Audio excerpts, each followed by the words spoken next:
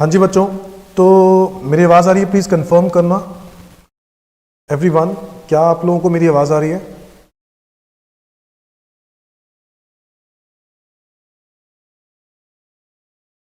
Good evening everyone, good evening.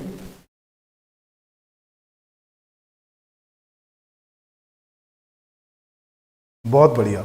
हाँ जी बच्चों, तो एक नया चैप्टर स्टार्ट करने जा रहे हैं आज। उसका नाम है, चैप्टर का नाम है अदर सोर्सेस। क्या नाम है? Other sources. तो बच्चों, पिछली क्लासेस के अंदर मैंने जो आपको अभी तक करवाया वो क्या करवाया मैं आपको बता देता हूं। मैंने आपको रेजिडेंशियल स्टेटस करवाया, ठीक है, जिसके अंदर हम लोगों ने डिस्कस किया सेक्शन नंबर 6 से लेकर 9। हम लोगों ने डिस्कस किया सैलरी चैप्टर, जिसके अंदर हम लोगों ने डिस्कस किया सेक्शन नंबर 15 से लेके 17। हाउस प्रॉपर्टी हम लोगों ने पढ़ा था सेक्शन नंबर 22 से लेके 27। हमने पीजीबीपी पढ़ा, यस और नो, 28 से लेके 44 ए तक।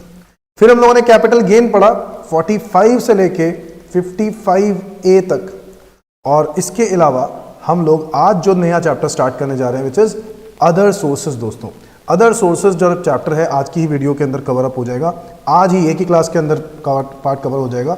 और इसके अंदर हम लोगों ने पढ़ना है 56 से लेकर 59। ठीक है एवरीवन, 56 से लेकर 59 सेक्शन हम लोगों ने करने हैं। तो ठीक उसी तरीके से जैसे बच्चों सैलरी चैप्टर का एक टैक्सेबल एक बेसिस ऑफ चार्ज होता था सेक्शन नंबर 15। क्या होता था सेक्शन नंबर 15? कि भाई जिसके बेसिस पर हम लोग सैलरी इनकम पे टैक्स लगाते थे। हाउस प्रॉपर्टी के लिए सेक्शन नंबर 22, पीजीबीपी के लिए सेक्शन नंबर 28, कैपिटल गेन के लिए सेक्शन नंबर 45। ठीक उसी तरीके से अदर सोर्सेज के लिए है section number 56। Yes or no? Other sources के लिए है सेक्शन नंबर 56। ठीक है एवरीवन। सो हम लोगों ने अदर सोर्सेज चैप्टर में क्या पढ़ना है? अदर सोर्सेज चैप्टर में हम पढ़ेंगे सेक्शन नंबर 56 से लेकर 59। सो राइट डाउन दोस्तों, अदर सोर्सेस हम लोग जो आज पढ़ने जा रहे हैं और उसकी कवरेज करेंगे हम सेक्शन नंबर 56 से लेकर 59 एवरीवन। ठीक है, 56 से लेकर 59। ये देखो, ये नोट्स आपको मिल गए होंगे मेरे फास्ट ट्रैक बैच वाले टेलीग्राम ग्रुप के अंदर मैं ये डाल रहा हूं। तो प्लीज़ जिनको नहीं मिला वो मुझे मैसेज करें, मैं आपको फास्ट ट्रैक का लिंक दूंगा। फास्ट ट्रैक का बैच अलग है, जो CA वाले ग्रुप नॉर्मल ग्रुप बना रखे हैं वो अलग है मेरे टेलीग्राम पे। बट ये जो नोट्स दे रहा हूँ ये सिर्फ फास्ट ट्रैक वाले बच्चों को दे रहा हूँ जो फास्ट ट्रैक में हैं।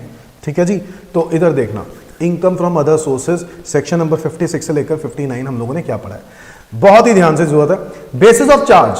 नाउ देखो एवरीवन, अदर सोर्सेज का मतलब क्या हो गया बच्चों? जो इनकम बच गई, तो अगर मैं जॉब कर रहा हूं तो मैं सैलरी इनकम कमा रहा हूँ, हाउस प्रॉपर्टी को किराए पर दूंगा तो हाउस प्रॉपर्टी इनकम कमा रहा हूँ, मैं कोई बिजनेस या प्रोफेशन रन कर रहा हूँ तो पीजीबीपी इनकम बोलेंगे इसको। और अगर मैं कैपिटल एसेट को बेच देता हूं और कैपिटल गेन कमाता हूं तो उसको भी कैपिटल गेन इनकम बोलते हैं और उस पर भी हमें टैक्स देना होता है। इसके अलावा कोई भी इनकम हो जो salary, house property, PGBP, capital gain में कवर ना हो, वो इनकम कहां जाती है? ऑटोमेटिकली अदर सोर्सेज में जाती है। Yes or no? ये बात जानते हो?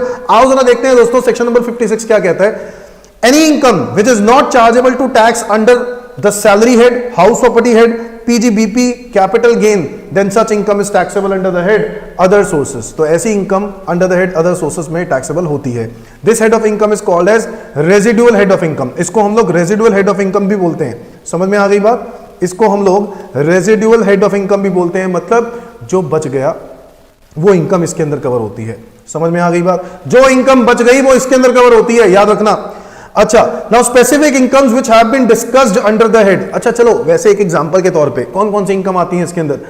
सर एफडी का इंटरेस्ट आता है, लॉटरी की winning from lottery, crossword puzzles, horse races से अगर आप कमाते हो, बेटिंग, जुआ, जो भी आपके शौक है वो सारी इनकम्स जो भी आप कमाते हो वो सब अदर सोर्सेज में जाती हैं। अच्छा, अगर मैं रेंट फ्रॉम प्रॉपर्टी कमाता हूं तो हाउस प्रॉपर्टी में जाता है, ठीक है। अगर मैं रेंट कमाता हूं मशीनरी को किराए पर देकर या फिर कोई फर्नीचर को किराए पर देकर, तो ऐसे केस में वो रेंटल इनकम अदर सोर्सेज में जाएगी अगर वो मेरा बिजनेस नहीं है तो। क्योंकि यही चीज का अगर मेरा बिजनेस होगा तो PGBP. Yes or no? Sir ऐसे ही बहुत सारी और इनकम्स हो सकती हैं, जैसे कि इंटरेस्ट तो मैंने आपको बताया ही है एग्जांपल पे, गिफ्ट इनकम हो गई, ठीक है। पेंशन हो गई, फैमिली पेंशन। पेंशन वो वाली पेंशन नहीं जो एम्प्लॉयर एम्प्लॉय को देता है, ये फैमिली पेंशन की बात हो रही है। जो फैमिली पेंशन होती है वो फैमिलीज के अदर सोर्सेज हेड में टैक्सेबल होती है, यस और नो। तो ये सब बातें हम लोगों ने इस पर्टिकुलर टॉपिक के अंदर पढ़नी है, इस पर्टिकुलर चैप्टर के अंदर पढ़नी है। आओ जरा देखते हैं इनकम टैक्स वालों ने किस चीज को डिफाइन किया है। सबसे पहली इनकम जो डिफाइन की है वो है डिविडेंड इनकम। कौन सी इनकम दोस्तों? Dividend income. और डिविडेंड इनकम अगर मैं डोमेस्टिक कंपनी के लिए बात करूं तो कुछ स्पेशल प्रोविजंस हैं, आओ जरा देखते हैं। बिफोर फाइनेंस एक्ट 2020 यानी बजट 2020 से पहले कुछ अलग था रूल, और वो क्या था? Dividend from domestic company to the share holders is fully exempt from tax. पता है आपको, as per section 10 clause 34 dividend from domestic company was exempt, उस पर कोई टैक्स नहीं जाता था। But companies were liable to pay corporate dividend tax on such dividend. तो उस डिविडेंड पर कंपनीज वर लायबल, उस टाइम पे कंपनीज को डिविडेंड पर टैक्स देना पड़ता था। समझ में आ गई बात? कंपनीज को उसके ऊपर सीडीटी पे करना पड़ता था, इसी रीजन से शेयर होल्डर्स के लिए वो एग्जेम्प्ट हो जाता था अंडर सेक्शन 10 क्लॉज 34। ठीक है सर, ये बात तो हमें पता थी, ये बात पहले होती थी, अब नहीं होती।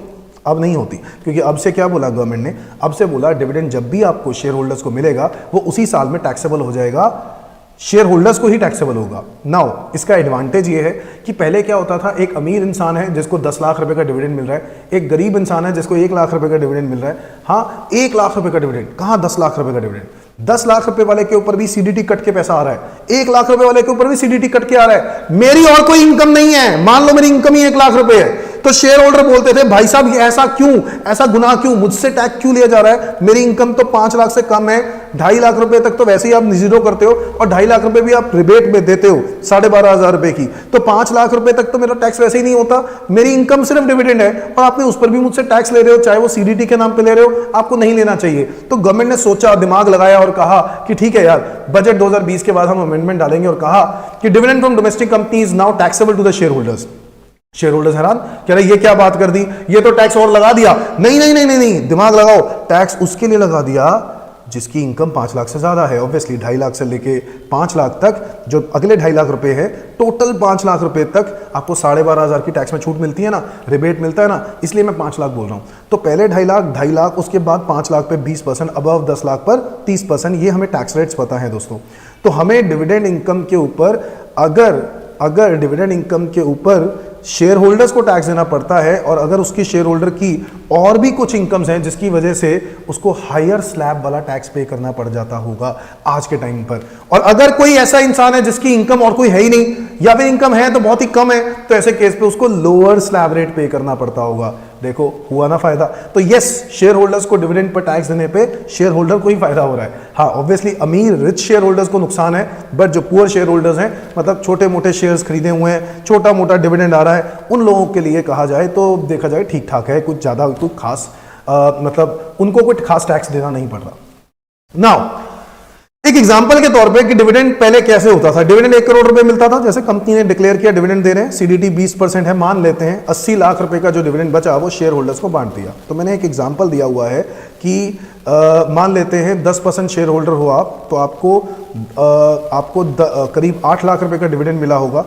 1% शेयर होल्डर हो तो आपको 80,000 रुपए का डिविडेंड मिला होगा। ठीक है, अब इनको भी टैक्स कट के जा रहा है, इनको भी टैक्स कट के जा रहा है। मान लेते हैं इनकी कोई और इनकम नहीं है, इस 8 लाख वाले से तो टैक्स लेना भी चाहिए, बट क्या इस 80,000 वाले से टैक्स लेना चाहिए? नहीं लेना चाहिए ना। तो इसी रीजन से गवर्नमेंट ने अमेंडमेंट निकाली, तो लिखा ऑन और after finance act 2020 dividend from domestic companies taxable to share holders, it means companies are not liable to pay CDT. यानी सीडीटी अब से हट गया है दोस्तों, समझ में आ गई बात? एग्जाम्पल मैंने अब आपको क्लियर कर दिया है, तो मेरे को लगता नहीं है इसके भी बार बार एग्जाम्पल देने की जरूरत है। आगे देखते हैं। नाउ डिविडेंड डोमेस्टिक कंपनी से और भी चीजें कुछ आती हैं। Dividend includes deemed dividend. Deemed का मतलब मान लेना कि वो डिविडेंड है, ठीक है। और कुछ ऐसे केसेस, कुछ ऐसे सिनारियोज जहां पर हम लोग डिविडेंड मान लेते हैं। चलो आओ देखते हैं सेक्शन 2 क्लॉज 22 डीम्ड डिविडेंड की डेफिनेशन क्या कहती है।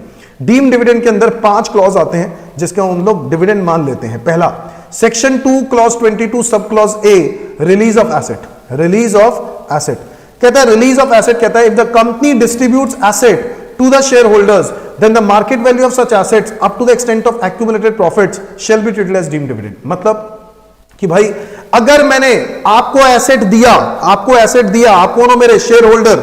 और ऐसे के, और आपको पता है ना जो डिविडेंड दिया जाता है वो प्रॉफिट में से ही दिया जाता है। मैंने बोला अगर आप मेरे शेयर होल्डर हो और कंपनी ने एसेट डिस्ट्रीब्यूट कर दिए शेयर होल्डर को, देन उस एसेट की value up to the extent of accumulated profits shall be treated as deemed dividend.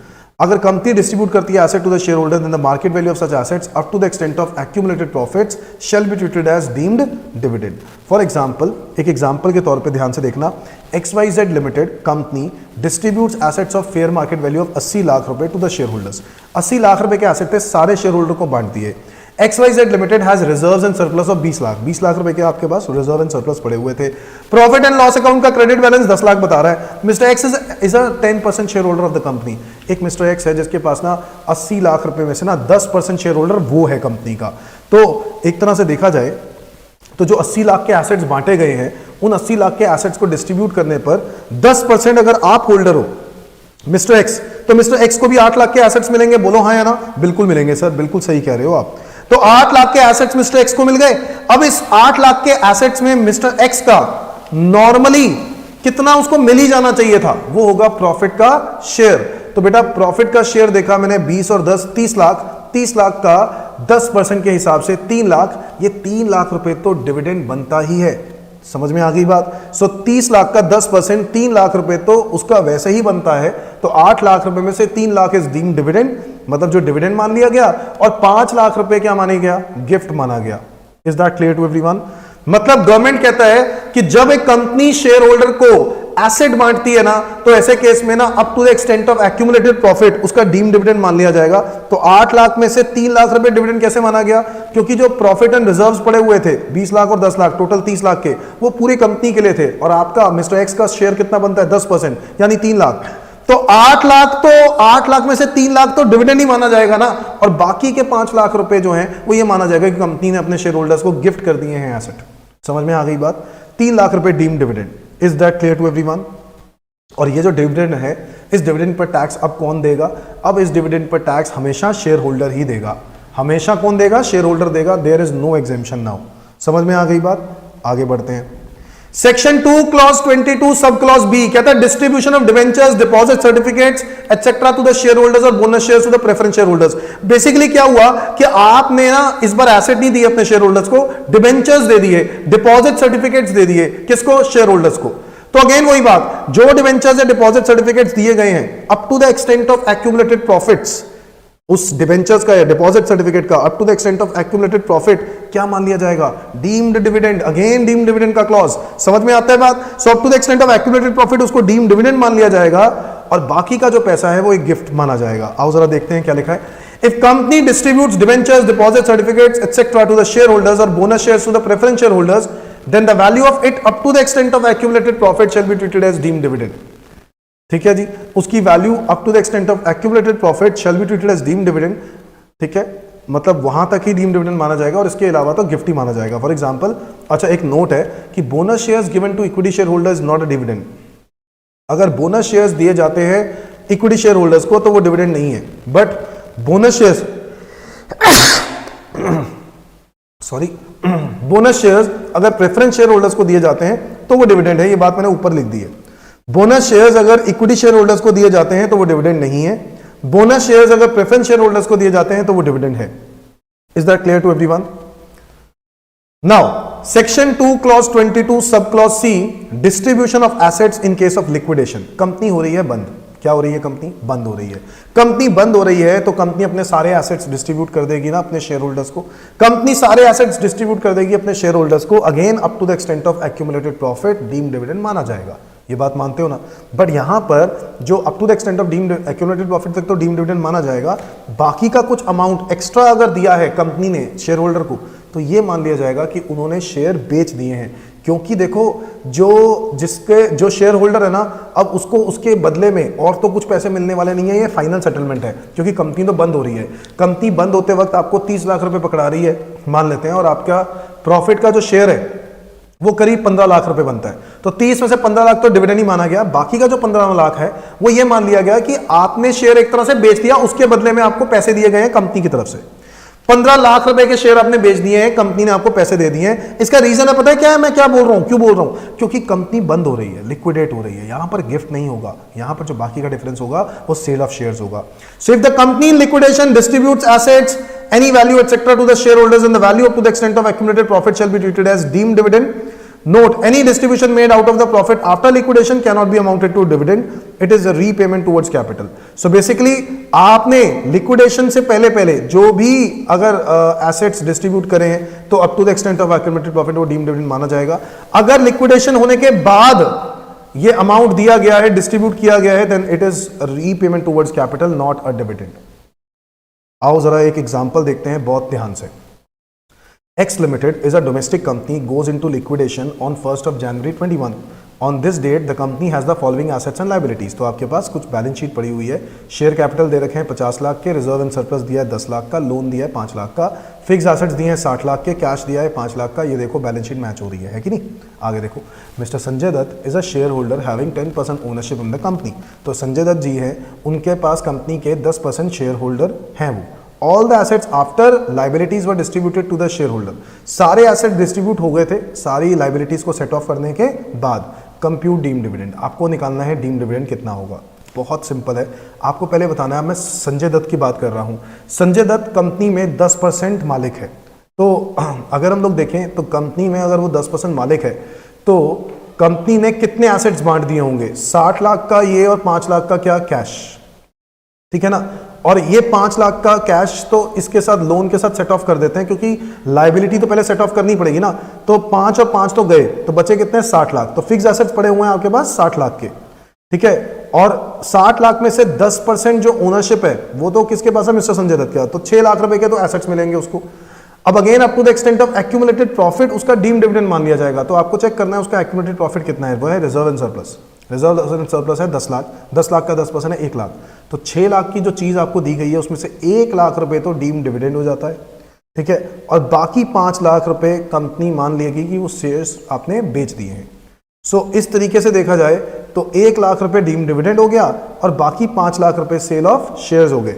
उसमें से ना क्या करना है आपको, जो उसकी शेयर्स की खरीदने की कॉस्ट है ना वो इसमें से माइनस करेंगे तो क्या आएगा, कैपिटल गेन आ जाएगा, ठीक है एवरीवन। तो ये है, इस तरीके से आपको करना है। ना इसके ऊपर एक और क्वेश्चन मैं आपके साथ डिस्कस करना चाहता हूं। वैसे तो एक और क्वेश्चन डिस्कस करना चाहता हूं।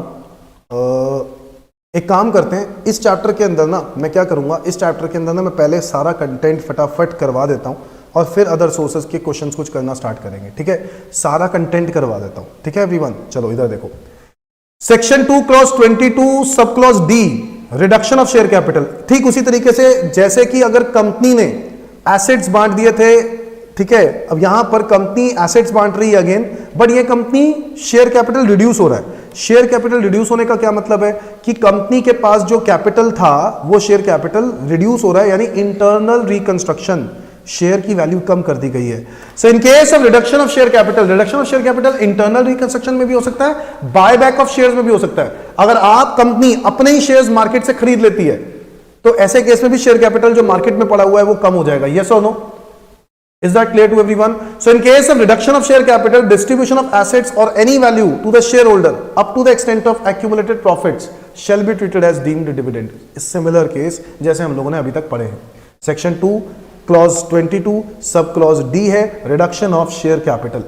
Is that clear? Next is section 2 clause 22 sub clause E, loans and advances to the share holder. Specified share holder है, अगर कंपनी ने लोन्स एडवांसेस दिए हैं स्पेसिफाइड शेयर होल्डर को तो वो स्पेसिफाइड शेयर होल्डर के लिए डिविडेंड माना जाएगा up to the extent of accumulated profit. So any payment by a company in which public are not substantially interested, याद रखें ये केस पब्लिक लिमिटेड कंपनी के ऊपर नहीं है, प्राइवेट लिमिटेड कंपनी के ऊपर है, प्राइवेट कंपनीज के ऊपर। So any payment by a company in which public are not substantially interested, यानी private company, of any sum by way of advance or any loan to any shareholder who is beneficial owner of 10% or more of the equity share of the equity capital of the company will be deemed to be the dividend to the extent of accumulated profits. तो up to the extent of accumulated profit वो dividend माना जाएगा।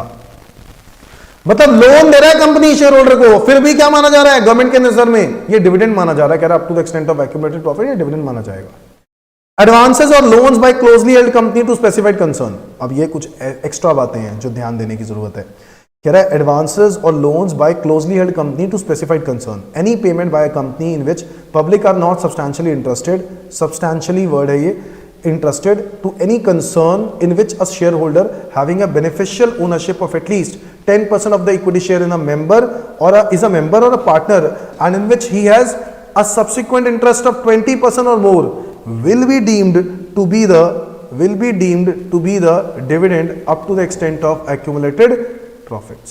क्या मतलब समझे कि भाई अगर कंपनी ने लोन दे दिया है किसी भी ऐसी ऑर्गेनाइजेशन को जिस ऑर्गेनाइजेशन में आपका 10% या फिर उससे ज्यादा हिस्सा है, 20% या फिर उससे ज्यादा हिस्सा है, any payment by the company in which public to any concern with sub share holder having a beneficial ownership of 10%। मतलब कुछ ऐसे समझो कि मान लो मिस्टर एक्स जो है वो किसी कंपनी में यानी XYZ लिमिटेड के अंदर वो 15% का मालिक है जो कि 10% से ज्यादा होता है, और आप एक और कंपनी में मालिक हो, मान लो एक्स एंड कंपनी, ये पार्टनर्स फर्म है ये मान लेते हैं, और यहां पर आपके पास कितनी ओनरशिप है 25। ठीक है, तो गवर्नमेंट कहता है क्योंकि 10 से ज्यादा है और ये वाला पॉइंट 20 से ज्यादा है, इस रीजन से मिस्टर एक्स ये देखो, any payment by company in which public are substantially interested to any concern in which shareholder having a beneficial ownership of at least 10% of the equity share is a member partner and in which he is a substantial interest of 20%। मतलब अगर मैं यहाँ 20%, तो क्या हुआ, company ने loan दिलवाया but XYZ limited से मिस्टर एक्स ने लोन दिलवाया और किसको दे दिया, एक्स एंड कंपनी को दे दिया। मतलब ये लोन जो एक्स एंड कंपनी को दिया गया है XYZ लिमिटेड से, तो वो लोन डिविडेंड माना जाएगा। क्या माना जाएगा, डिविडेंड माना जाएगा। समझ में आ रही है बात, ये लोन भी डिविडेंड माना जाएगा, again up to the extent of accumulated profits. समझ में आ रही है बात। सो यार देखो ना, आप लोन खुद नहीं ले रहे हो क्योंकि गवर्नमेंट की नजर है आपके ऊपर, तो आप लोन खुद नहीं ले रहे हो, लोन आपको ऐसे को दिलवा रहे हो जिसमें आपका सब्सटैंशियल इंटरेस्ट है कितना, एटलीस्ट 20%, लिखा है ना, 20% और more will be deemed to be the dividend up to the extent of accumulated profits. Is that clear to everyone? 1 minute के लिए, गर्मी बहुत हो गई है, फैन ऑन करना पड़ेगा।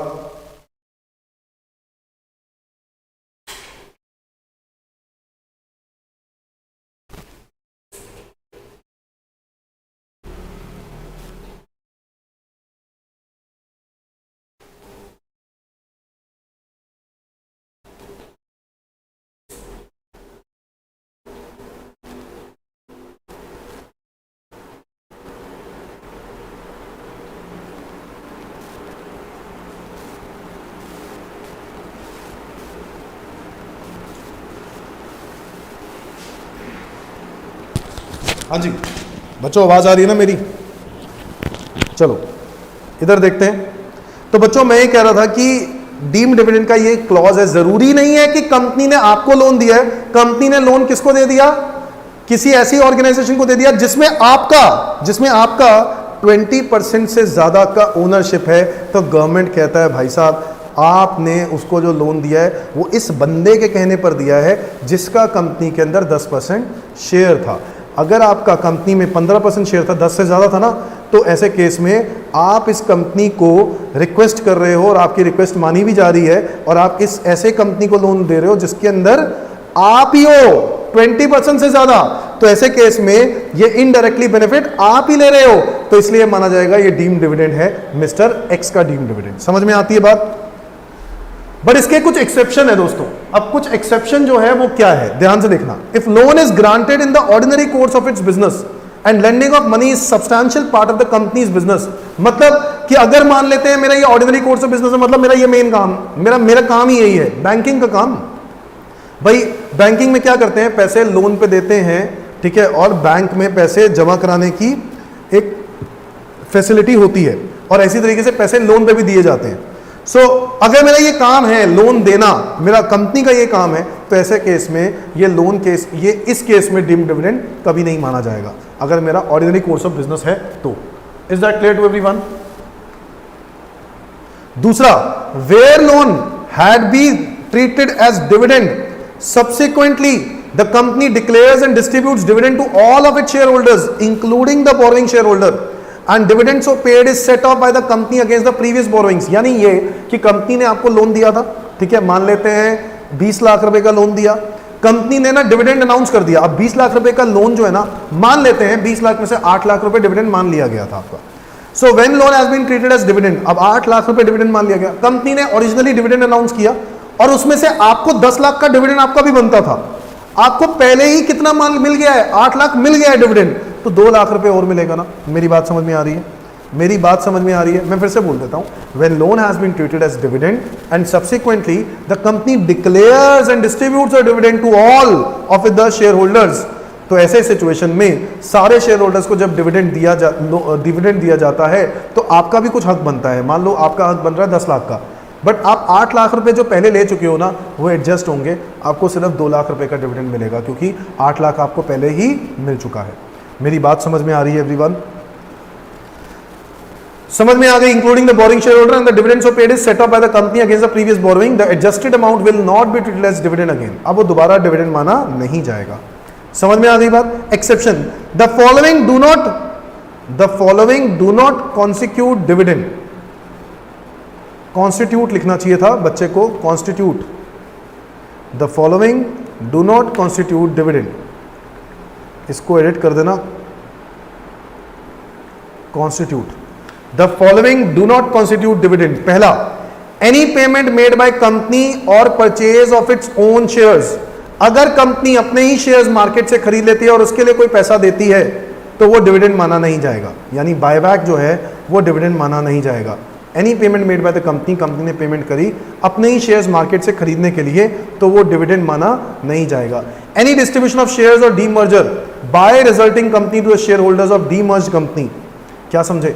Any distribution of shares distribute कर दिए ऑन डीमर्ज पे शेयर्स डिस्ट्रीब्यूट कर दिए। डीमर्ज का मतलब समझते हो? एक कंपनी स्प्लिट अप हो जाती है 2 अलग अलग कंपनीज में, तो वो जो कंपनी के शेयर होल्डर थे पुराने वाले, उस कंपनी के अब या तो आपको एक्स कंपनी का शेयर मिला होगा या आपको वाई कंपनी का शेयर मिला होगा।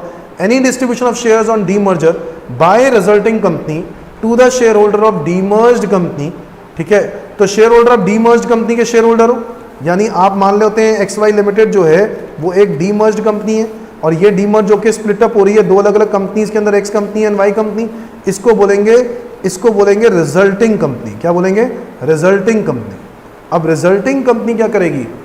ये resulting company any distribution of shares और demerge by resulting company to the share holders of demerge company, तो इसके जो डीमर्ज कंपनी के शेयर होल्डर ना, उसको जो भी तरह का क्या मिल रहे हैं, शेयर्स डिस्ट्रीब्यूट हो रहे हैं। अगेन ऐसी सिचुएशन में ये डीम डिविडेंड वाला क्लॉज अप्लाई नहीं होगा, डीम डिविडेंड वाला क्लॉज अप्लाई नहीं होगा। समझ में आ गई बात? Before Finance Act 20, dividend from domestic company to the shareholders was fully exempt, but if dividend from domestic company exceeds 10 lakh per annum, साल के 10 लाख पर annum, then such excess amount shall be taxable at the rate of 10% under section 115 BBDA. Now ये बात आपको एक extra है जो आपको जाननी है। बजट 2020 से पहले अगर आपको आज कोई डिविडेंड मिलता, बजट 2020 से पहले की बात हो रही है, तो बजट 2020 से पहले अगर आपको आज कोई डिविडेंड मिलता तो 10 लाख से ऊपर होता अगर, तो जो एक्सेस अमाउंट है ना, यानी मान लो 11 लाख का डिविडेंड आया होता, तो 10 लाख से ऊपर कितना है? 1 लाख। उस 1 लाख के ऊपर 10% टैक्स पे करना पड़ेगा। ये बात हो रही है डोमेस्टिक कंपनी के लिए। समझ में आया? इन case of foreign company, if dividend is received from foreign company, then it is taxable to the shareholders after getting deduction under section 57. Sir अगर डिविडेंड मुझे फॉरेन कंपनी से मिलता है तो कोई परेशानी वाली बात नहीं है, जितना भी डिविडेंड मुझे मिलता है that will be taxable after getting deduction under section 57। समझ में आ गया बेटे? 57 उनके एक डिडक्शन का सेक्शन है। जैसे सैलरी में नहीं पड़ा था यार 16, हाउस प्रॉपर्टी में नहीं पड़ा था 24, पीजीवीपी में नहीं पड़ा था 30 से लेकर 38, कैपिटल गेन में नहीं पड़ा 54, अदर सोर्सेज में 57।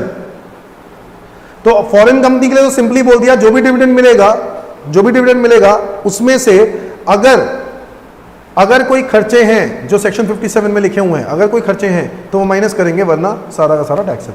समझ में आ गई बात? ये हो गई इन केस ऑफ डिविडेंड इनकम। तो डिविडेंड इनकम को समझने के लिए आपको 2 समझने होंगे, domestic company, foreign company. Domestic company के समझने के लिए आपको डीम डिविडेंड समझना पड़ेगा। डीम्ड डिविडेंड होते हैं क्लॉज 5, पहला रिलीज ऑफ एसेट, दूसरा distribution of debentures deposit certificate to the share holder, number 3 in case of liquidation of company, number 4 reduction of share capital, और 5वां case loan advances to the specified share holders. समझ में आ गई बात? Now next income पढ़ रहे हैं दोस्तों, मैं क्वेश्चन करवाऊंगा अभी इसका, चिंता मत करो, सबके क्वेश्चन कराऊंगा। नंबर 2 हम पढ़ रहे हैं कैजुअल इनकम। कैजुअल इनकम का मतलब क्या होता है सर? तुक्के वाली इनकम। जितनी भी मेरी तुक्के वाली इनकम होती है उसको कैजुअल इनकम बोलते हैं। Casual income means income in the nature of winning from lottery, crossword puzzles, horse races, card games and other games of any sort, gambling, betting, etc. Such winnings are chargeable to tax at the flat rate of 30% under section 115BB। बच्चों याद रखना, आप कोई भी काम करो, gambling, betting, crossword puzzles, lottery, racing etcetera, उसमें जो भी आप जीतते हो ना उसके ऊपर 30% फ्लैट टैक्स देना पड़ता है अंडर सेक्शन 115BB। और एक और बात, इनको ना कैजुअल इनकम को हम गंदी इनकम बोलते हैं। ये जो जुए वाली इनकम है ना, ये जो है गंदी इनकम है, और इन गंदी इनकम पे कोई डिडक्शन अंडर सेक्शन 57 भी नहीं मिलेगा और सेक्शन 80C to 80U भी नहीं मिलेगा। समझ में आ रही है बात? No deduction under section 57 is allowed on such income, no deduction under section 80C to 80U is allowed on such income. ना ही 50 से 57 मिलेगा, ना ही 80C to 80U मिलेगा। मेरी बात समझ में आ रही है? This is casual income. Third sir, casual income के अलावा अदर सोर्सेज में थर्ड इनकम आती है let out of the plant and machinery या फिर फर्नीचर एंड फिक्सचर्स।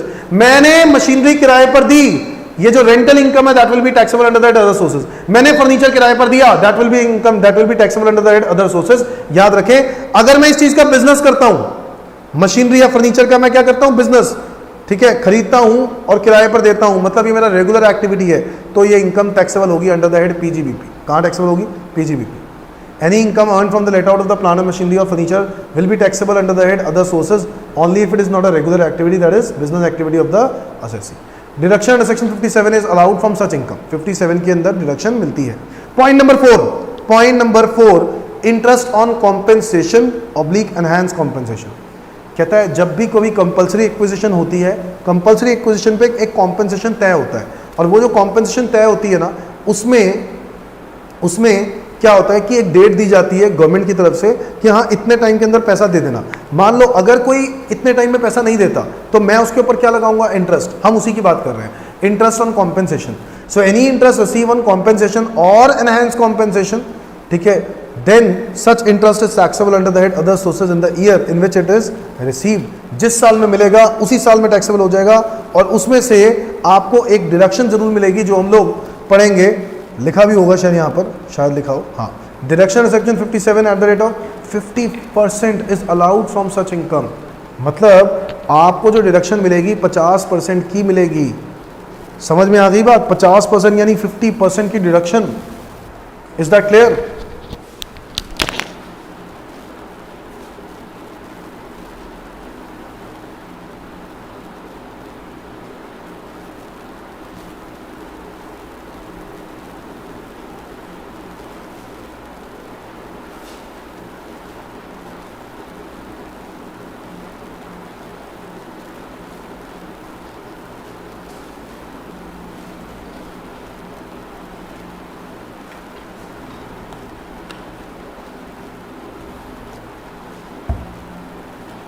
हाँ जी बच्चों, बढ़े आगे, चलो आगे बढ़ते हैं। इंटरेस्ट ऑन कॉम्पेंसेशन में हम लोगों ने ये पढ़ा कि भाई जब भी कभी कोई कंपलसरी एक्विजिशन होती है, आप लोगों ने पढ़ा है यार कैपिटल गेन चैप्टर में, कंपलसरी एक्विजिशन पे एक कॉम्पेंसेशन तय होता है, और वो जो डेट होती है उसके लिए डेट दी जाती है, अगर डिले हुआ तो उस पर इंटरेस्ट देना पड़ेगा, और अगर इंटरेस्ट देना पड़ेगा तो वो जिस साल में इंटरेस्ट मिलेगा उस साल में टैक्सेबल होगा। समझ में आ गई? और इस पर भी आपको 50% की क्या मिलती है? डिडक्शन, ठीक है, अंडर सेक्शन 57। ये बात हम लोग पढ़ेंगे। Point number 5, let out of plant and machinery, furniture and fixture, land and building together. मतलब तीनों चीजें एक साथ। भाई बहुत सिंपल सी बात है, इसको कॉम्पोजिट रेंट बोलते हैं। अगर तीनों चीजें एक साथ गई तो कॉम्पोजिट रेंट, और कॉम्पोजिट रेंट या तो अदर सोर्सेज में टैक्सेबल होगी या फिर वो PGBP अगर मेरा बिजनेस है तो। ये देखो, if division is possible, land building अलग कर दिया, अदर सोर्सेज नहीं है, अदर एसेट्स हैं, ये अदर सोर्सेज नहीं है बेटा, अदर एसेट्स है। लैंड एंड बिल्डिंग अलग कर दिया और अदर एसेट्स को अलग कर दिया। लैंड एंड बिल्डिंग से जो इनकम है वो रेगुलर एक्टिविटी है या नहीं वो देखनी पड़ेगी। अगर रेगुलर एक्टिविटी है तो PGBP, not a regular activity तो हाउस प्रॉपर्टी। अगर अदर एसेट्स की बात करें तो अदर एसेट्स में अगर रेगुलर एक्टिविटी है तो PGBP, not a regular activity, other sources. Sir अगर डिवीजन पॉसिबल ही नहीं है तो पूरा का पूरा, अगर डिवीजन पॉसिबल ही नहीं है और वो रेगुलर एक्टिविटी है तो पीजीबीपी, नहीं है तो अदर सोर्सेस। समझ में आ गई बात एवरीवन? सिंपल है यार, simple. Deduction section 57 is allowed from such income. सिर्फ एक अभी तक कैजुअल इनकम ही था जिस पे डिडक्शन सेक्शन 57 नहीं मिलता, बाकी सब पे डिविडेंड डिडक्शन सेक्शन 57 मिलता है। Point number 6, interest on securities. Now whatever amount of interest on securities is due during the previous year, such amount is taxable to the assessee in the previous year itself. भाई जो भी amount due बनता है वो amount आपको taxable होगा, जिस साल का है वो अमाउंट उस साल में ही टैक्सेबल होगा। So what ever amount of interest is due, इसका मतलब है इसमें रिसीव होना जरूरी नहीं है, ड्यू बेसिस पे भी टैक्स लगाया जा सकता है। समझ में आ गई बात? Such amount is taxable to the assessee in the previous year itself. Deduction under section 57 is allowed from such interest on securities. एक बात याद रखना, अगर आपको इस पूरे क्वेश्चन में कहीं पर भी कोई भी इनकम दी हो, कोई भी इनकम दी हो और वो इनकम ना नेट ऑफ टीडीएस हो, क्या हो? Net of TDS. जैसे कि जनरली हो सकता है इंटरेस्ट इनकम, इंटरेस्ट इनकम जो है वो आपको नेट ऑफ टीडीएस मिले। नेट ऑफ टीडीएस का मतलब टीडीएस कटने के बाद, या फिर आपको लॉटरी विनिंग हुई है, लॉटरी विनिंग भी में भी जो इनकम आ रही है, लॉटरी विनिंग पे भी हो सकता है वो भी आपको टीडीएस कट के आ रही हो।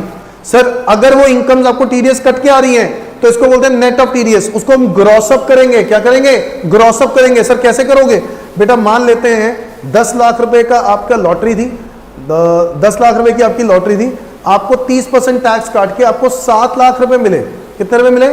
7 लाख। तो आप अपनी आईटीआर में शो करोगे 7 लाख रुपए जो है वो नेट ऑफ टीडीएस। इसका मतलब है कि नेट ऑफ टीडीएस का मतलब है 100 माइनस 30% अगर टीडीएस का रेट है तो 100 माइनस 30 यानी 70%। 7 lakh is equal to 70%, then what will be the 100 amount? Yes or no? तो 100 होगा बेटा 10 लाख रुपए। 100 होगा कितना? 10 लाख रुपए। समझ में आ गई बात? Is that clear to everyone? So अगर इनकम नेट ऑफ टीडीएस है तो हम इसको क्या करेंगे? ग्रॉस अप करेंगे। और ग्रॉस करने का क्या तरीका है बेटा? नेट ऑफ टीडीएस वाले अमाउंट को लिखो, नीचे 100 माइनस द टीडीएस अमाउंट वो हटा दो तो वो नेट वाला, नेट की इक्विवेलेंट आ जाएगा, और फिर इनटू 100 कर दूंगा तो ग्रॉस अप आ जाएगा। तो मैंने ग्रॉस अप अमाउंट बता दिया। और मुझे जो अपनी आईटीआर में शो करनी होती है अदर सोर्सेज की इनकम, वो ग्रॉस करनी होती है, ना कि नेट। समझ में आ गई बात? सो नेट ना दिखा के क्या दिखाना है? हमेशा ग्रॉस दिखाना है। आगे आते हैं point number 7 which is gift income. Other sources का 7th पॉइंट है गिफ्ट इनकम। गिफ्ट इनकम दो तरह की होती है, मॉनेटरी या फिर इन काइंड। मॉनेटरी गिफ्ट होगी तो कैश, चेक, एफडी वगैरह कुछ होगा। इन काइंड होगा तो मूवेबल हो सकता है या इमूवेबल हो सकता है। अगर मॉनेटरी होगा तो यहां पर gift income is fully taxable if the amount exceeds 50,000 पर एनम। साल भर में अगर इनकम आपकी 50,000 से ज्यादा बनती है ना, गिफ्ट वाली, ठीक है, 50,000 से ज्यादा बनती है तो ये पूरा टैक्सेबल होगा। ठीक है, मतलब मान लो कभी कैश आ रहा है, कभी चेक आ रहा है, कभी ड्राफ्ट आ रहा है, कभी एफडी आ रही है गिफ्ट के नाम पे, तो 50,000 से ज्यादा बन जाता है साल भर में, तो ये अमाउंट फुली टैक्सेबल हो जाएगा, कोई एग्जेम्पशन नहीं मिलेगी। सर गिफ्ट इन काइंड में मिल सकती है? हाँ मिल सकती है। मूवेबल या फिर इमूवेबल चेक करना पड़ेगा कि वो मूवेबल प्रॉपर्टी है या इमूवेबल। अच्छा, मूवेबल प्रॉपर्टी की डेफिनेशन वही है जो हम लोगों ने पहले ही पढ़ी हुई है। क्या? Shares and securities, jewellery and Boolean, drawings, archaeological collection, paintings, sculptures, any other work of art. ये वही मूवेबल प्रॉपर्टी की डेफिनेशन। और गवर्नमेंट कहता है अगर मूवेबल प्रॉपर्टी की फेयर मार्केट वैल्यू 50,000 रुपये से ज़्यादा है तो ये अमाउंट फुली टैक्सेबल होगा, अदरवाइज ये फुली एग्जेम्प्ट होगा। सर दूसरा केस है immovable property. Immovable property land को बोलते हैं, बिल्डिंग को बोलते हैं। सर अगर इमूवेबल प्रॉपर्टी की बात की जाए और ये गिफ्ट किया जा रहा है, then such gift income is fully taxable if the stamp duty value exceeds 50,000 rupees on per property. यानी एक प्रॉपर्टी का स्टैम्प ड्यूटी वैल्यू अगर 50,000 से ज़्यादा है तो ऐसे केस में आपको ये जो है वो गिफ्ट इनकम मान ली जाएगी। समझ में आ गई बात? गिफ्ट इनकम मान ली जाएगी। Is that clear? Movable property में क्या क्या आता है? Share, securities, archaeological collection, drawings, paintings, jewellery, sculptures, any other work of art. 7 point movable property में आता है। और इमूवेबल प्रॉपर्टी में इट इंक्लूड्स लैंड, बिल्डिंग और बोथ। और ये जो लैंड बिल्डिंग की बात कर रहे हैं ये इमूवेबल प्रॉपर्टी है, बट गवर्नमेंट कहता है कि such gift income is fully taxable if the stamp duty value of the property exceeds 50,000 rupees per annum, साल भर में। समझ में आ गई बात? मतलब साल भर में एक ही ट्रांजैक्शन की बात हो रही है 50,000 रुपये की, नहीं सॉरी नॉट, यहाँ पर साल भर में देखना है। मूवेबल प्रॉपर्टी में पर एनम लिखा होगा, यहाँ पर एनम नहीं है। यहाँ पर आपको हर ट्रांजैक्शन पे जो एग्जेम्पशन मिलेगी उसमें से 50,000 माइनस हो जाएगा। मतलब अगर मान लो मेरे पास 8 लाख रुपए का गिफ्ट आया था, 8 लाख रुपए का, तो वो 50,000 रुपये से क्या है, ज़्यादा है। सच income is fully taxable if the stamp duty value of the property exceeds 50,000 पर प्रॉपर्टी। अगर मेरे को लगता है स्टैम्प ड्यूटी वैल्यू 50,000 से भी ज़्यादा है, सो ऐसे केस में गवर्नमेंट कहता है कि क्या कर लो, एक ये इनकम मान ली जाएगी आपकी इमूवेबल प्रॉपर्टी का जो गिफ्ट आया। Is that clear to everyone? दोनों ही केसेस में 50,000 वाला क्लॉज इंपॉर्टेंट है, ठीक है जी, मूवेबल में भी और इमूवेबल में भी। ये देखो कुछ एग्जांपल है, जैसे कि मिस्टर एक्स ने वॉच दी है, मिस्टर सी ने डायमंड दिया, मिस्टर डी ने पेंटिंग दी। एक्स एग्जेम्प्ट हो जाएगा, एक्स से जो इनकम आई है वॉच की वो एग्जेम्प्ट हो जाएगी। सी डायमंड दे रहा है 2 लाख का, ये टैक्सेबल हो जाएगा, और पेंटिंग भी 20,000 रुपए की टैक्सेबल हो जाएगी। समझ में आ गई बात? नेक्स्ट एक और क्वेश्चन देखो, मिस्टर एक्स लैंड दे रहा है जिसकी स्टैम्प ड्यूटी वैल्यू 40,000 है, मिस्टर वाई लैंड दे रहा है स्टैम्प ड्यूटी वैल्यू 20,000 रुपए है, mister Z land and building दे रहा है स्टैम्प ड्यूटी वैल्यू है 70,000। समझ में आ गई बात?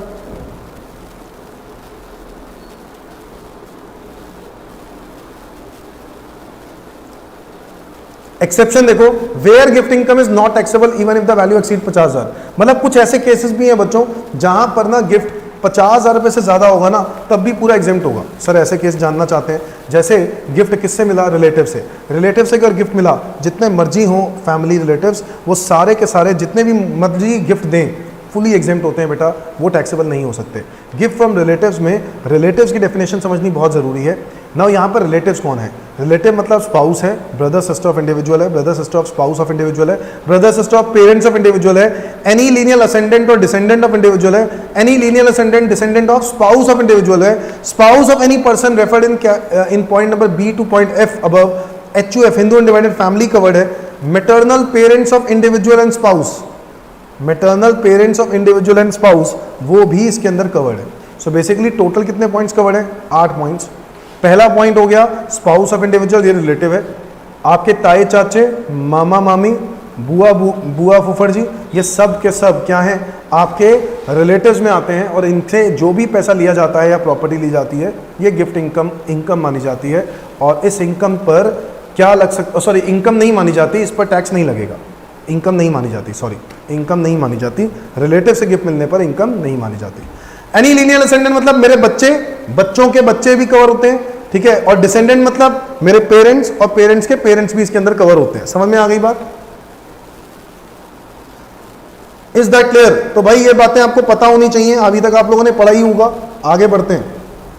Any gift receive on occasion of marriage, शादी पे अगर आपको गिफ्ट मिलता है ना, जो कि जनरली लोगों को मिलता है शादी के टाइम पे, उसके बाद नहीं पूछेंगे चाहे, बट शादी के टाइम पे जो आपको गिफ्ट मिलता है ना, वो इनकम फुली एग्जेम्प्ट होती है, उस पर कोई टैक्स नहीं है। शादी वाली इनकम पे, शादी वाले सगन पे जो भी पैसे मिलेंगे उस पर कोई आपको टैक्स नहीं देना। Any gift receive under a will or by way of inheritance, will मतलब वसीयत, इनहेरिटेंस मतलब विरासत में आपको अगर प्रॉपर्टी मिलती है अपने फादर से या किसी से भी, तो गवर्नमेंट ने कहा ये पूरा का पूरा क्या रहेगा? एग्जेम्प्ट रहेगा, इस पे कोई टैक्स नहीं जाएगा। Any gift receive from local authority, MCD, DDA, उन लोगों ने खुश होकर तुम्हें शाबाशी के चक्कर में कुछ गिफ्ट दे डाला, तो जो गिफ्ट भी दिया होगा वो इनकम नहीं मानी जाएगी, वो एग्जेम्प्ट रहेगी। Any gift receive from any fund, university, educational institution या हॉस्पिटल, अगर आपको कोई हॉस्पिटल गिफ्ट दे रहा है, हो सकता है आपने कोई स्कॉलरशिप ली हो तो यूनिवर्सिटी भी गिफ्ट दे रही है, एजुकेशनल इंस्टीट्यूशन गिफ्ट दे रहे हैं, तो ऐसे केस में कोई भी गिफ्ट दे तो उसमें भी कोई 50,000 वाली लिमिट नहीं है, फुली एग्जेम्प्ट है। Any gift from any trust और इंस्टीट्यूशन रजिस्टर्ड, अगर कोई ट्रस्ट, चैरिटेबल ट्रस्ट या चैरिटेबल इंस्टीट्यूशन रजिस्टर्ड है और वहां से मुझे कोई गिफ्ट मिलता है, तो वो इनकम एग्जेम्प्ट रहेगी, उस इनकम पे कोई टैक्स नहीं जाएगा। Any gift from an individual of trust created or established solely for the benefit of relative of the individual, sir अगर हो सकता है कोई भी तरह का मुझे गिफ्ट मिले from an individual of trust, ठीक है, ट्रस्ट के मेंबर से, क्रिएटेड और established solely for the benefit of relative of individual, अगर ये जो सारा प्रोसेस है आपने रिलेटिव के लिए किया है तो ये भी एग्जेम्प्ट हो जाएगा, इस पे कोई टैक्स नहीं लगेगा। Is that clear to everyone? Is that clear to everyone? बताओ भाई, मैं और तेज नहीं करूंगा अभी, पहले वेट करूंगा क्योंकि आधा तो हो ही गया लेक्चर, आधा चैप्टर तो हो गया इसके अंदर, आधा और रह गया, फटाफट।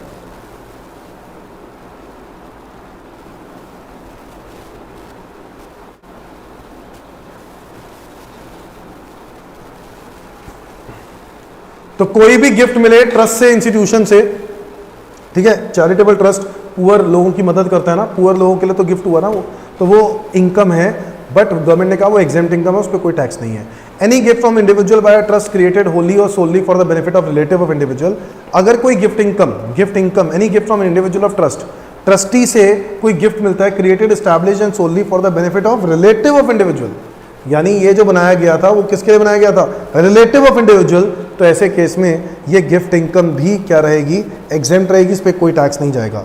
Any gift by way of transaction not considered as transfer under section 47, कोई भी ट्रांजैक्शन जो गिफ्ट ही नहीं माना जा रहा, ठीक है, बट वो एज पर सेक्शन 47 जरूर गिफ्ट माना जा रहा है, transaction not considered as transfer, as per 47 transfer gift माना जा रहा है, बट वैसे नॉर्मली वो ट्रांसफर नहीं है, वो गिफ्ट नहीं है।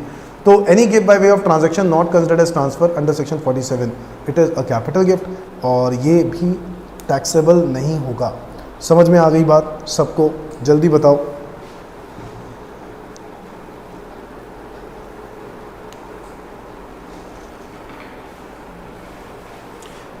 नाउ गिफ्ट एक तो ये होता है ना कि मैं आपको गिफ्ट कर दूं और बदले में कुछ पैसे ना लूं, इसको बोलते हैं विदाउट कंसिडरेशन। क्या बोलते हैं? Without consideration. एक होता है purchase for inadequate consideration.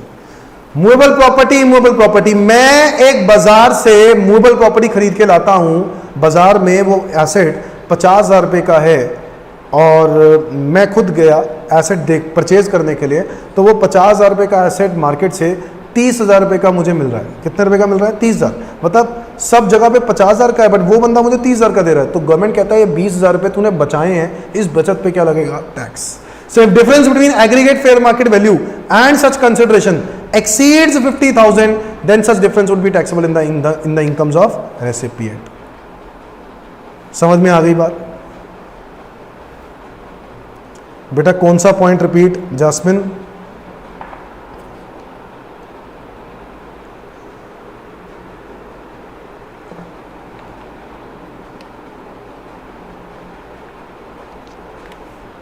Jasmine कौन सा पॉइंट रिपीट करना है?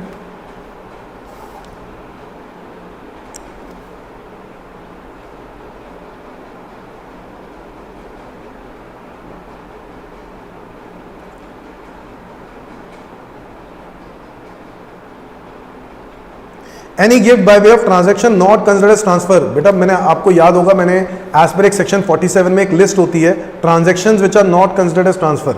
कुछ याद आ रहा है? मैं बताता भी हूं बच्चों को कि बच्चों एक बार रीड जरूर करना है। ऐसी ट्रांजैक्शन जो ट्रांसफर नहीं मानी जाती, तो कह रहा है कोई भी ऐसी ट्रांजैक्शन की हो जो ट्रांसफर मानी नहीं जाती, कह रहा है वो गिफ्ट एग्जेम्प्ट रहेगा, उस पर कोई टैक्स नहीं लगेगा। समझ में आ गई बात?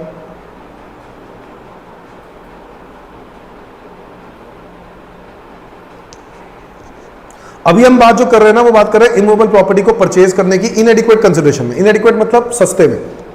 तो अगर आपने मार्केट से सस्ते रेट पर आपने प्रॉपर्टी खरीद ली, तो गवर्नमेंट कहता है जितने की सस्ते में खरीदी है ना वो बचत है, और बचत हमसे बर्दाश्त नहीं होती, उस बचत पे हम लगाएंगे tax. So difference between aggregate fair market value and such consideration exceeds 50,000, then such difference would be taxed as income of recipient. तो वो इनकम ऑफ रेसिपिएंट मानी जाएगी और वो इनकम टैक्सेबल होगी अगर 50,000 से ज्यादा का डिफरेंस है तो। इमूवेबल प्रॉपर्टी में if difference between stamp duty value, अब देखो यहां पर तो मूवेबल प्रॉपर्टी में स्टैम्प ड्यूटी वैल्यू नहीं हो सकती। स्टैम्प ड्यूटी वैल्यू सिर्फ और सिर्फ किस में होती है? लैंड बिल्डिंग में होती है, इमूवेबल प्रॉपर्टी में होती है। समझ में आ गई बात? सो अगर difference between stamp duty value and consideration is more than the higher of 50,000 और 10% ऑफ कंसिडरेशन, मतलब मूवेबल प्रॉपर्टी के लिए तो बहुत ही आसान है। मान लो एक एग्जांपल के तौर पे मैंने परचेज किए हैं शेयर्स फॉर ₹2,00,000 और उसकी फेयर मार्केट वैल्यू शेयर्स की पता है कितनी है? फेयर मार्केट वैल्यू है 2,80,000। बताओ मार्केट में शेयर्स 280 के हैं, बट मुझे कितने के मिल रहे हैं? 2,00,000। तो मुझे आपको दिख रहा है ये डिफरेंस आ रहा है, कितने का डिफरेंस आ रहा है? 80,000। तो मेरे 80,000 रुपये बच गए। बोलो हाँ या ना? ये जो 80,000 बच गए ना, गवर्नमेंट कहता है ये गिफ्ट है, इस गिफ्ट इनकम पे क्या लगाएंगे हम? टैक्स। समझ में आ गई बात? इस गिफ्ट इनकम पे हम क्या लगाएंगे? टैक्स। ठीक है जी। तो if difference between aggregate fair market value and such consideration exceeds 50,000 then such difference would be taxed as income of recipient. Immovable property में क्या है? इमूवेबल प्रॉपर्टी में मान लेते हैं आपने एक लैंड खरीदी है, purchase of land for ₹72 lakh की आपने एक लैंड खरीदी है, जिसकी मार्केट में स्टैम्प ड्यूटी वैल्यू जो हमें पता है, जो एज पर सर्कल रेट होता है स्टैम्प ड्यूटी वैल्यू, वो दिया हुआ है मान लेते हैं 80 लाख। कितने की स्टैम्प ड्यूटी वैल्यू दी हुई है? 80 लाख। तो आपको क्या करना है? 80 लाख नहीं है, 82 लाख लगा लेते हैं, 82 लाख। आपको क्या करना है? आपको ये देखना है कि ये देखो, ये इतने की लैंड आपने परचेज करी, इतने का आप कह रहे हो स्टैम्प ड्यूटी वैल्यू है। अब डिफरेंस आप देख रहे हो कितने का है? 10 लाख। अब ये 10 लाख आपको टैक्सेबल होंगे या नहीं होंगे, वो इस बात पे डिपेंड करता है कि कंसिडरेशन का 10% या फिर 50,000 से ज्यादा है या नहीं। डिफरेंस चेक करेंगे, 10 लाख रुपए है, 50,000 से ज्यादा है, हाँ है। 10% ऑफ कंसिडरेशन से ज्यादा है, तो कंसिडरेशन चेक करी, कंसिडरेशन है 72 लाख, उसका 10% 7 लाख, 72 लाख नहीं है, 7,20,000 रुपये होगा, 72 लाख, तो ये हो गया 720। विच एवर इज हायर, यानी 720। अगर मेरी जो डिफरेंस है वो 720 से भी ज्यादा है ना, डिफरेंस कितना है? 10 लाख, 720 से ज्यादा है, तो ये डिफरेंस टैक्सेबल होगा under the head other sources. Under the head other sources, समझ में आ गई बात? ये डिफरेंस 10 लाख रुपए का टैक्सेबल होगा under the head other sources. क्यों होगा? क्योंकि ये जो 10 लाख रुपए है ना, वो 50,000 से भी ज्यादा है और 7,20,000 से भी ज्यादा है, दोनों से ज्यादा है। समझ में आ गई बात? अगर 50 लाख और 7,20,000 दोनों से ज्यादा होंगे तो वो टैक्सेबल होगा। अगर ये 50,000 या 7,20,000 जो अमाउंट आ रहा है ना, उससे कम आता तो ये एग्जेम्प्ट हो जाता, तब मैं यहां पर इसको टैक्सेबल नहीं करता। आओ जरा एक और एग्जांपल देखते हैं। Purchased land for ₹60 lakh, stamp duty value दी हुई है उस प्रॉपर्टी की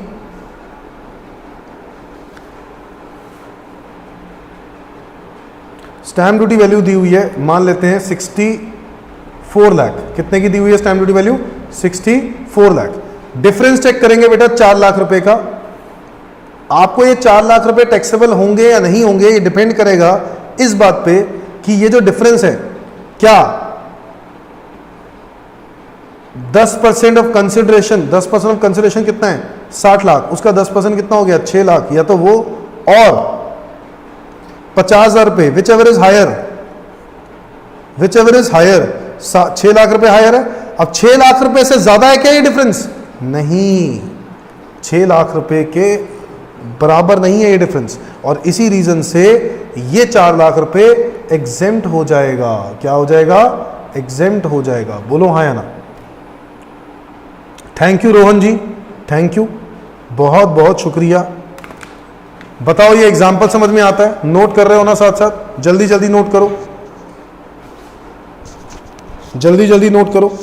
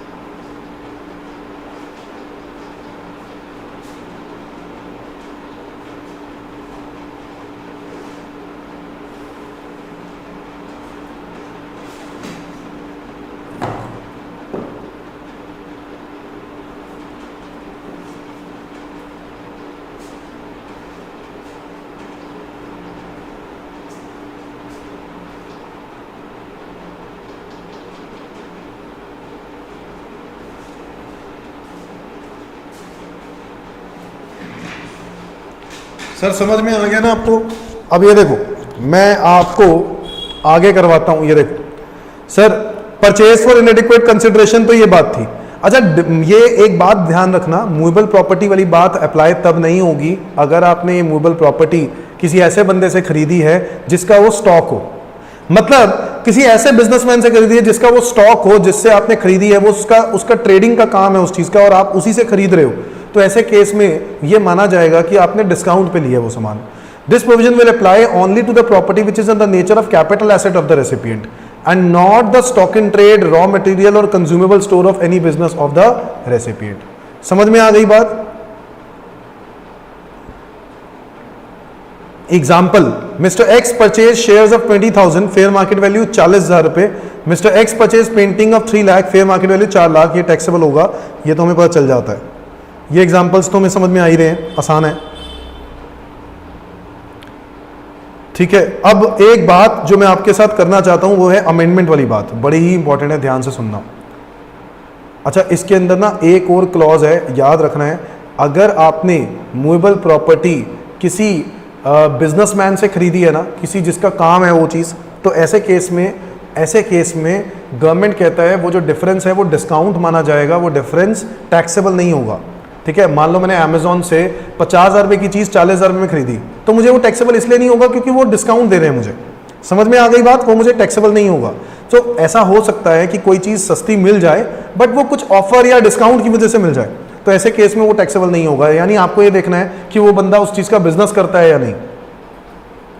ठीक है जी, अब इधर देखो, मैं आपको ये एक इंपॉर्टेंट नोट बताने जा रहा हूं जो कि एक अमेंडमेंट है। इन case of immovable property being a residential unit fulfilling the conditions mentioned below is received for inadequate consideration from a person who holds such property as his stock in trade, then only if the stamp duty value of the residential unit exceeds the sale consideration by 20% of the consideration or 50,000, whichever is higher, would be the difference between SDV and consideration be chargeable to tax.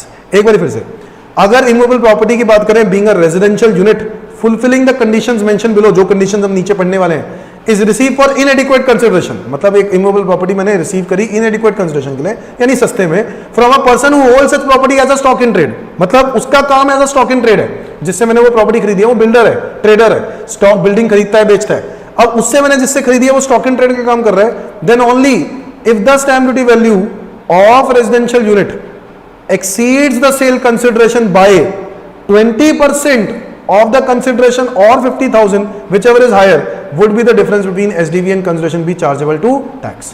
मतलब normally हम लोगों ने जो पढ़ा था, normally क्या पढ़ा था, 10% ऑफ कंसिडरेशन और stamp duty value whichever is higher। अगर आपने किसी स्टॉक इन ट्रेड वाले से खरीदा तो 20% ऑफ कंसिडरेशन करेंगे। समझ रहे हो मेरी बात? अगर किसी स्टॉक इन ट्रेड वाले से खरीदा तो 20% ऑफ कंसिडरेशन करेंगे, और अगर आप किसी ने नॉर्मल से खरीदते हो जिसका स्टॉक नहीं है ये, तो ऐसे केस में 10% ऑफ कंसिडरेशन और वो 50,000 रुपए विच एवर इज हायर का डिफरेंस देखेंगे। कंडीशंस क्या है? Residential unit is transferred between 12th November 2020 to 30th June 2021. Such transfer is by way of first time allotment of the residential unit. The consideration paid or payable as a result of transfer shall not exceed 2 crore. यानी consideration जो है ना वो 2 करोड़ रुपए से ज्यादा नहीं होना चाहिए, 2 करोड़ रुपए तक का होना चाहिए। The consideration shall not exceed rupees 2 crore. Such transfer should be the first time allotment of the residential unit. ठीक है, और residential unit should be transferred between 12 November 2020 to 30th June 2021. Is that clear to everyone? Example देखते हैं, purchase immovable property for 10 lakh rupees, stamp duty value है 20 lakh, difference कितना हुआ 10 लाख का। अब ये 10 लाख रुपए फुली टैक्सेबल होगा, पता है क्यों? क्योंकि ये 10 लाख रुपए 50,000 से तो ज्यादा है ही है, 20% ऑफ कंसिडरेशन से भी ज्यादा है। अब कंसिडरेशन कितनी है? 10 लाख, उसका 20% कितना हुआ? 2 लाख। 2 लाख या 50,000, whichever is higher, 2 lakh. 2 lakh से भी ज्यादा है 10 लाख, यस और नो? तो इसीलिए ये 10 लाख रुपए, ये जो 2 लाख रुपए हैं, ये जो 10 लाख रुपए हैं, ये टैक्सेबल हो जाएंगे। क्या हो जाएंगे? टैक्सेबल हो जाएंगे, चाहे ये आपने उस बंदे से खरीदा जिस बंदे का ये स्टॉक इन ट्रेड है। समझ में आ गई बात? अब सर ये स्टैम्प ड्यूटी वैल्यू में ना कई बार ऐसी कंफ्यूजन भी हो जाती है, सर डेट ऑफ एग्रीमेंट पे स्टैम्प ड्यूटी वैल्यू अलग है, डेट ऑफ रजिस्ट्रेशन पे स्टैम्प ड्यूटी वैल्यू अलग है। रजिस्ट्रेशन पे स्टैम्प ड्यूटी वैल्यू अलग, मतलब तो समझ में आता है भाई? एक तो होता है एग्रीमेंट। एग्रीमेंट क्या होता है कि मैंने ना एग्रीमेंट के लिए, एग्रीमेंट क्या होता है? जब सेलर और बायर प्रॉपर्टी को बेचने जाता है, सेलर बायर को, और एक डीलर बीच में बैठता है, बायर बयाना देता है, बयाना मतलब वो जो एडवांस पेमेंट देता है, एडवांस पेमेंट देने के बाद ना एक एग्रीमेंट हो जाता है। एक एग्रीमेंट करवाता है, प्रॉपर्टी डीलर खुद करवा के लेके आएगा, एग्रीमेंट दिखा देगा, भाई ये एग्रीमेंट पकड़ो। इसके अंदर लिखा जाएगा कि आपने कब कब कैसे कैसे पैसे देने हैं, मतलब बायर ने कैसे कैसे पैसे देने। तो ये तो हो गया डेट ऑफ एग्रीमेंट पे स्टैम्प ड्यूटी वैल्यू क्या है। बट क्या होता है कई बार डेट जो रजिस्ट्रेशन है, हाँ, जब मैंने प्रॉपर्टी के सारे पैसे दे दिए, रजिस्ट्री कब होगी, जब पहले पैसे मैं सारे के सारे दे दूंगा। तो मान लो 3 महीने के बाद मैं जब पैसे पूरे दे देता हूं, 3 महीने के बाद क्या होगी, रजिस्ट्री होगी। तो डेट ऑफ रजिस्ट्रेशन पे हो सकता है स्टैम्प ड्यूटी वैल्यू अलग हो, और डेट ऑफ एग्रीमेंट पे स्टैम्प ड्यूटी वैल्यू क्या हो, अलग हो। तो ऐसे केस में गवर्नमेंट कहता है डेट ऑफ एग्रीमेंट वाला स्टैम्प ड्यूटी वैल्यू तब ले सकते हैं अगर कि डेट ऑफ एग्रीमेंट के टाइम पर ही कुछ एडवांस पेमेंट आपको कैसे मिली हो, एडवांस पेमेंट या फिर फुल पेमेंट कैसे मिली हो, यूपीआई से, अकाउंट पे चेक से, ड्राफ्ट से, ईसीएस से, आरटीजीएस, एनईएफटी, हाँ, बाकी कुछ भी जो आप लोगों को पता है, समझ गए। इलेक्ट्रॉनिक, किसी भी इलेक्ट्रॉनिक चैनल से अगर आपको पेमेंट रिसीव हुई है, और वो चाहे वो पार्ट पेमेंट हो चाहे वो फुल पेमेंट हो, at the time of date of agreement, तो ऐसे केस में डेट ऑफ एग्रीमेंट वाला स्टैम्प ड्यूटी वैल्यू लेंगे। अदरवाइज डेट ऑफ एग्रीमेंट वाला ना लेकर स्टैम्प ड्यूटी जो लेंगे वो डेट ऑफ रजिस्ट्रेशन वाला लेंगे। समझ में आ गई बात। ये देखो एक क्वेश्चन है, सेल डीड दी हुई है, डेट ऑफ एग्रीमेंट पे stamp duty value 80 lakh, registry करवाई 1 मार्च 22 को, रजिस्ट्रेशन पे डेट है स्टैम्प ड्यूटी वैल्यू 90 लाख। ठीक है, अब आपको ये चेक करना है कि एग्रीमेंट के टाइम पे कुछ पेमेंट दी गई थी, एग्रीमेंट के टाइम पर कुछ पेमेंट दी गई थी, एडवांस दिया गया था 10 लाख, एडवांस दिया गया था 10 लाख। अब वो 10 लाख रुपए जो एडवांस दिया गया था उस पर डिपेंड करेगा कि वो जो 10 लाख एडवांस दिया था वो कैसे दिया था, बाय अकाउंट पे चेक, ड्राफ्ट या ईसीएस। अगर उन्होंने कुछ ऐसे पेमेंट करी है, अकाउंट पे चेक से पेमेंट करी हुई है 10 लाख, तो ऐसे केस में 80 लाख रुपए स्टैम्प ड्यूटी वैल्यू होगी। ठीक है, और अगर ऐसा नहीं किया तो ऐसे केस में 80 लाख ना लेकर हम लोग जो भी स्टैम्प ड्यूटी वैल्यू रजिस्ट्रेशन वाली डेट पे होगी वही वाली स्टैम्प ड्यूटी वैल्यू मानेंगे, यानी 90 लाख रुपए। और बेटा देखो, जितना ज़्यादा स्टैम्प ड्यूटी वैल्यू आपकी मानेंगे ना, उतना ही ज़्यादा आपके लिए परेशानी होगी। क्यों? क्योंकि उतना ही अमाउंट आपका सेल कंसिडरेशन मान लिया जा रहा है, जिसपे आपको टैक्स देना पड़ेगा। Is that clear to everyone? Point number, ये तो हो गया सारा का सारा, क्या था ये पॉइंट नंबर 7, गिफ्ट। गिफ्ट के अंदर समझ में आया? गिफ्ट ही के अंदर हम पढ़ते हैं मॉनेटरी होता है, इन काइंड होता है, मॉनेटरी कैश चेक ड्राफ्ट होता है, और उसमें 50,000 रुपए की लिमिट है कि इन एग्रीगेट 50,000 रुपए से ज्यादा का गिफ्ट मिलता है तो फुली टैक्सेबल है, सारे के सारे टैक्सेबल है, और अगर 50,000 से कम मिलता है तो फुली एग्जेम्प्ट है। मूवेबल प्रॉपर्टी एक हो गया इन काइंड, उसमें movable property, immovable property. Movable property में फेयर मार्केट वैल्यू देखनी है कि वो डिफरेंस, फेयर मार्केट वैल्यू जो है वो उसके जो प्राइस से 50,000 से ज्यादा का डिफरेंस है या नहीं। अगर 50,000 से ज्यादा का डिफरेंस है तो पूरा टैक्सेबल, अगर कम है तो नहीं। समझ में आ गई बात? और तीसरा केस ये होगा कि अगर प्रॉपर्टी अगर इमूवेबल प्रॉपर्टी का केस है तो ऐसे केस में क्या होगा, इमूवेबल प्रॉपर्टी को अगर आप खरीदते हो, बेचते हो, और वो जो है उसका जो कंसिडरेशन इमूवेबल प्रॉपर्टी को गिफ्ट मिलती है, और अगर वो 50,000 रुपए से ज्यादा की स्टैम्प ड्यूटी वैल्यू वाला गिफ्ट है, मतलब उस प्रॉपर्टी की स्टैम्प ड्यूटी वैल्यू 50,000 रुपए से ज्यादा है, तो वो मुझे पूरा टैक्सेबल होगा, वरना मुझे टैक्सेबल नहीं होगा। Is that clear? फिर इसके बाद इसी के अंदर purchase of immovable property for inadequate consideration आ जाता है। इनएडिक्वेट कंसिडरेशन वाले केस में सिर्फ आपको ये देखना है, मूवेबल प्रॉपर्टी परचेज करी आपने इनएडिक्वेट कंसिडरेशन में, तो वो जो डिफरेंस है, अगर वो डिफरेंस 50,000 से ज्यादा है तो टैक्सेबल करना है, वरना नहीं करना। इमूवेबल प्रॉपर्टी में भी सिमिलर, अगर वो डिफरेंस 50,000 रुपए से ज्यादा है या फिर 10% of consideration whichever is higher, उससे ज्यादा है, तो ही हमें वो टैक्सेबल होगा, वरना वो टैक्सेबल नहीं होगा। ये इमूवेबल प्रॉपर्टी में। अच्छा, इमूवेबल प्रॉपर्टी में एक्सेप्शन एक पॉइंट और था कि अगर ये चीज स्टॉक इन ट्रेड के लिए हो रही है, मतलब जिससे आप खरीद रहे हो वो स्टॉक इन ट्रेड है उसका, तो ऐसे केस में हम जब खरीदेंगे तो यहाँ पर जो कैपिटल, यहाँ पे जो हम लोग फॉर्मूला अप्लाई करेंगे, वो यहाँ पर ये नहीं चेक करेंगे जो डिफरेंस है 10% ऑफ कंसिडरेशन या 50,000 विचएवर इज हायर, उससे ज्यादा है या नहीं। हम ये देखेंगे कि डिफरेंस जो है वो 20% ऑफ कंसिडरेशन या फिर 50,000 रुपए विचएवर इज हायर, उससे ज्यादा है या नहीं, क्योंकि अगर उससे ज्यादा है तो वो डिफरेंस टैक्सेबल होगा, वरना टैक्सेबल नहीं होगा। समझ में आ गई बात? Is that clear to everyone? Sir point number 8 पे पढ़ते हैं, एडवांस मनी फोरफिटेड। अगर आपके पैसे 1/4/14 से पहले जब्त कर लिए गए तो वो तो कॉस्ट ऑफ एक्विजिशन में से माइनस होंगे, ये बात मैंने आपको पहले ही बता दी थी। बट अगर आज के टाइम पे 1/4/2014 के बाद जब भी एडवांस मनी जब्त होगा वो उसी साल में टैक्सेबल हो जाएगा, उसको under the head other sources. ये बातें हम लोग कहां पढ़ चुके हैं? कैपिटल गेन चैप्टर में पढ़ चुके हैं, बोलो हाँ या ना? सो उस केस में advance incomes will be taxable under the head other sources. Next point number 9, consideration receive in excess of fair market value of the share issued by closely held company where shares are issued at premium. मान लो आपने share issue किया premium पे, और share issue किया premium पे, आपकी company एक प्राइवेट लिमिटेड कंपनी है, क्लोजली हेल्ड कंपनी है, और ऐसे केस में शेयर इशू किया गया प्रीमियम पे, यानी 100 रुपए का शेयर 120 रुपए में, और ऐसे केस में जो आपने शेयर इशू किया है, मतलब कि कंपनी कहती है consideration receive in excess of fair market value of the share, मतलब मैं शेयर को जब बेचूं तो मुझे जो प्राइस दिया जा रहा है वो 130 रुपए दिया जा रहा है, जबकि इसी की फेयर मार्केट वैल्यू कितनी है, 120। Is that clear? तो गवर्नमेंट कहता है कि जितना भी फेयर मार्केट वैल्यू से ज्यादा पैसा है ना, वो टैक्सेबल हो जाना चाहिए under the head other sources.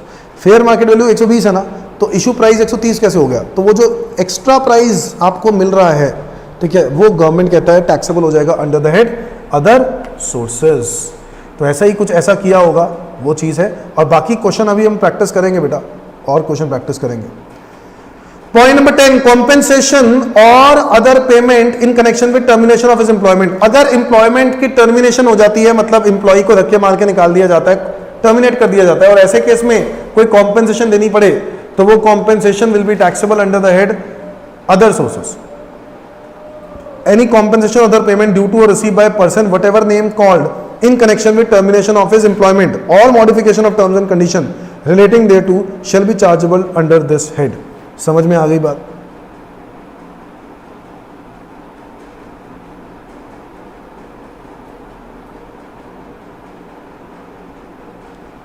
Is that clear?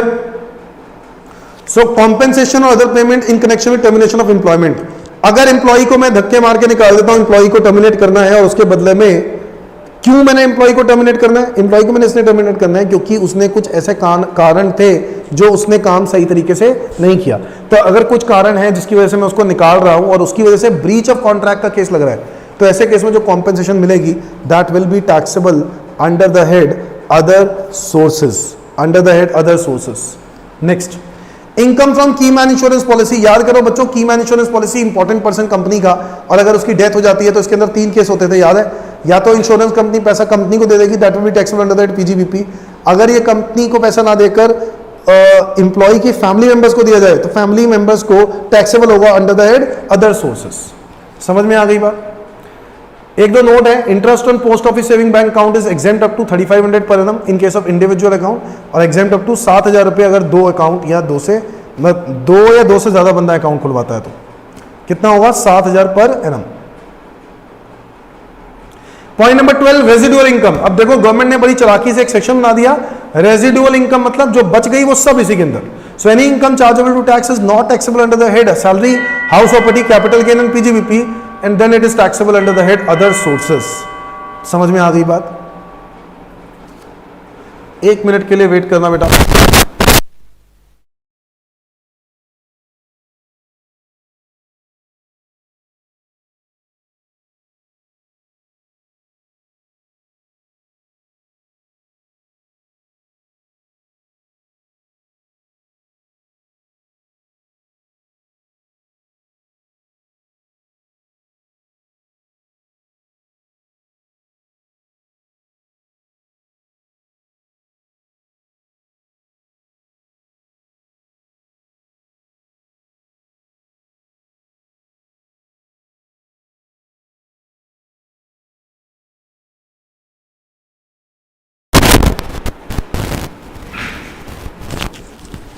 तो रेजिडुअल इनकम में हम लोगों ने ये पढ़ा कि कोई भी इनकम जो बच जाए, अगर वो किसी भी हेड में नहीं आ रही, तो वो कहां टैक्सेबल होती है? Under the head other sources taxable होती है ना। इसमें एक एग्जांपल है, salary receive by MP MLA. याद पता होना चाहिए तुम्हें, ठीक है? ऐसे एमसीक्यूज में भी क्वेश्चन पूछे जा सकते हैं। एमपीज एमएलए को जो तनख्वाह मिलती है ना, वो उनकी सैलरी इनकम में नहीं आती क्योंकि वो लोग जॉब नहीं कर रहे, तो इनकी अदर सोर्सेज हेड में टैक्सेबल होती है।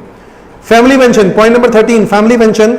If any amount of pension is receive by family, family को अगर पेंशन मिलती है तो वो family pension is taxable under the head other sources after getting deduction under section 57। और डिडक्शन पता है कितनी मिलती है 57 में?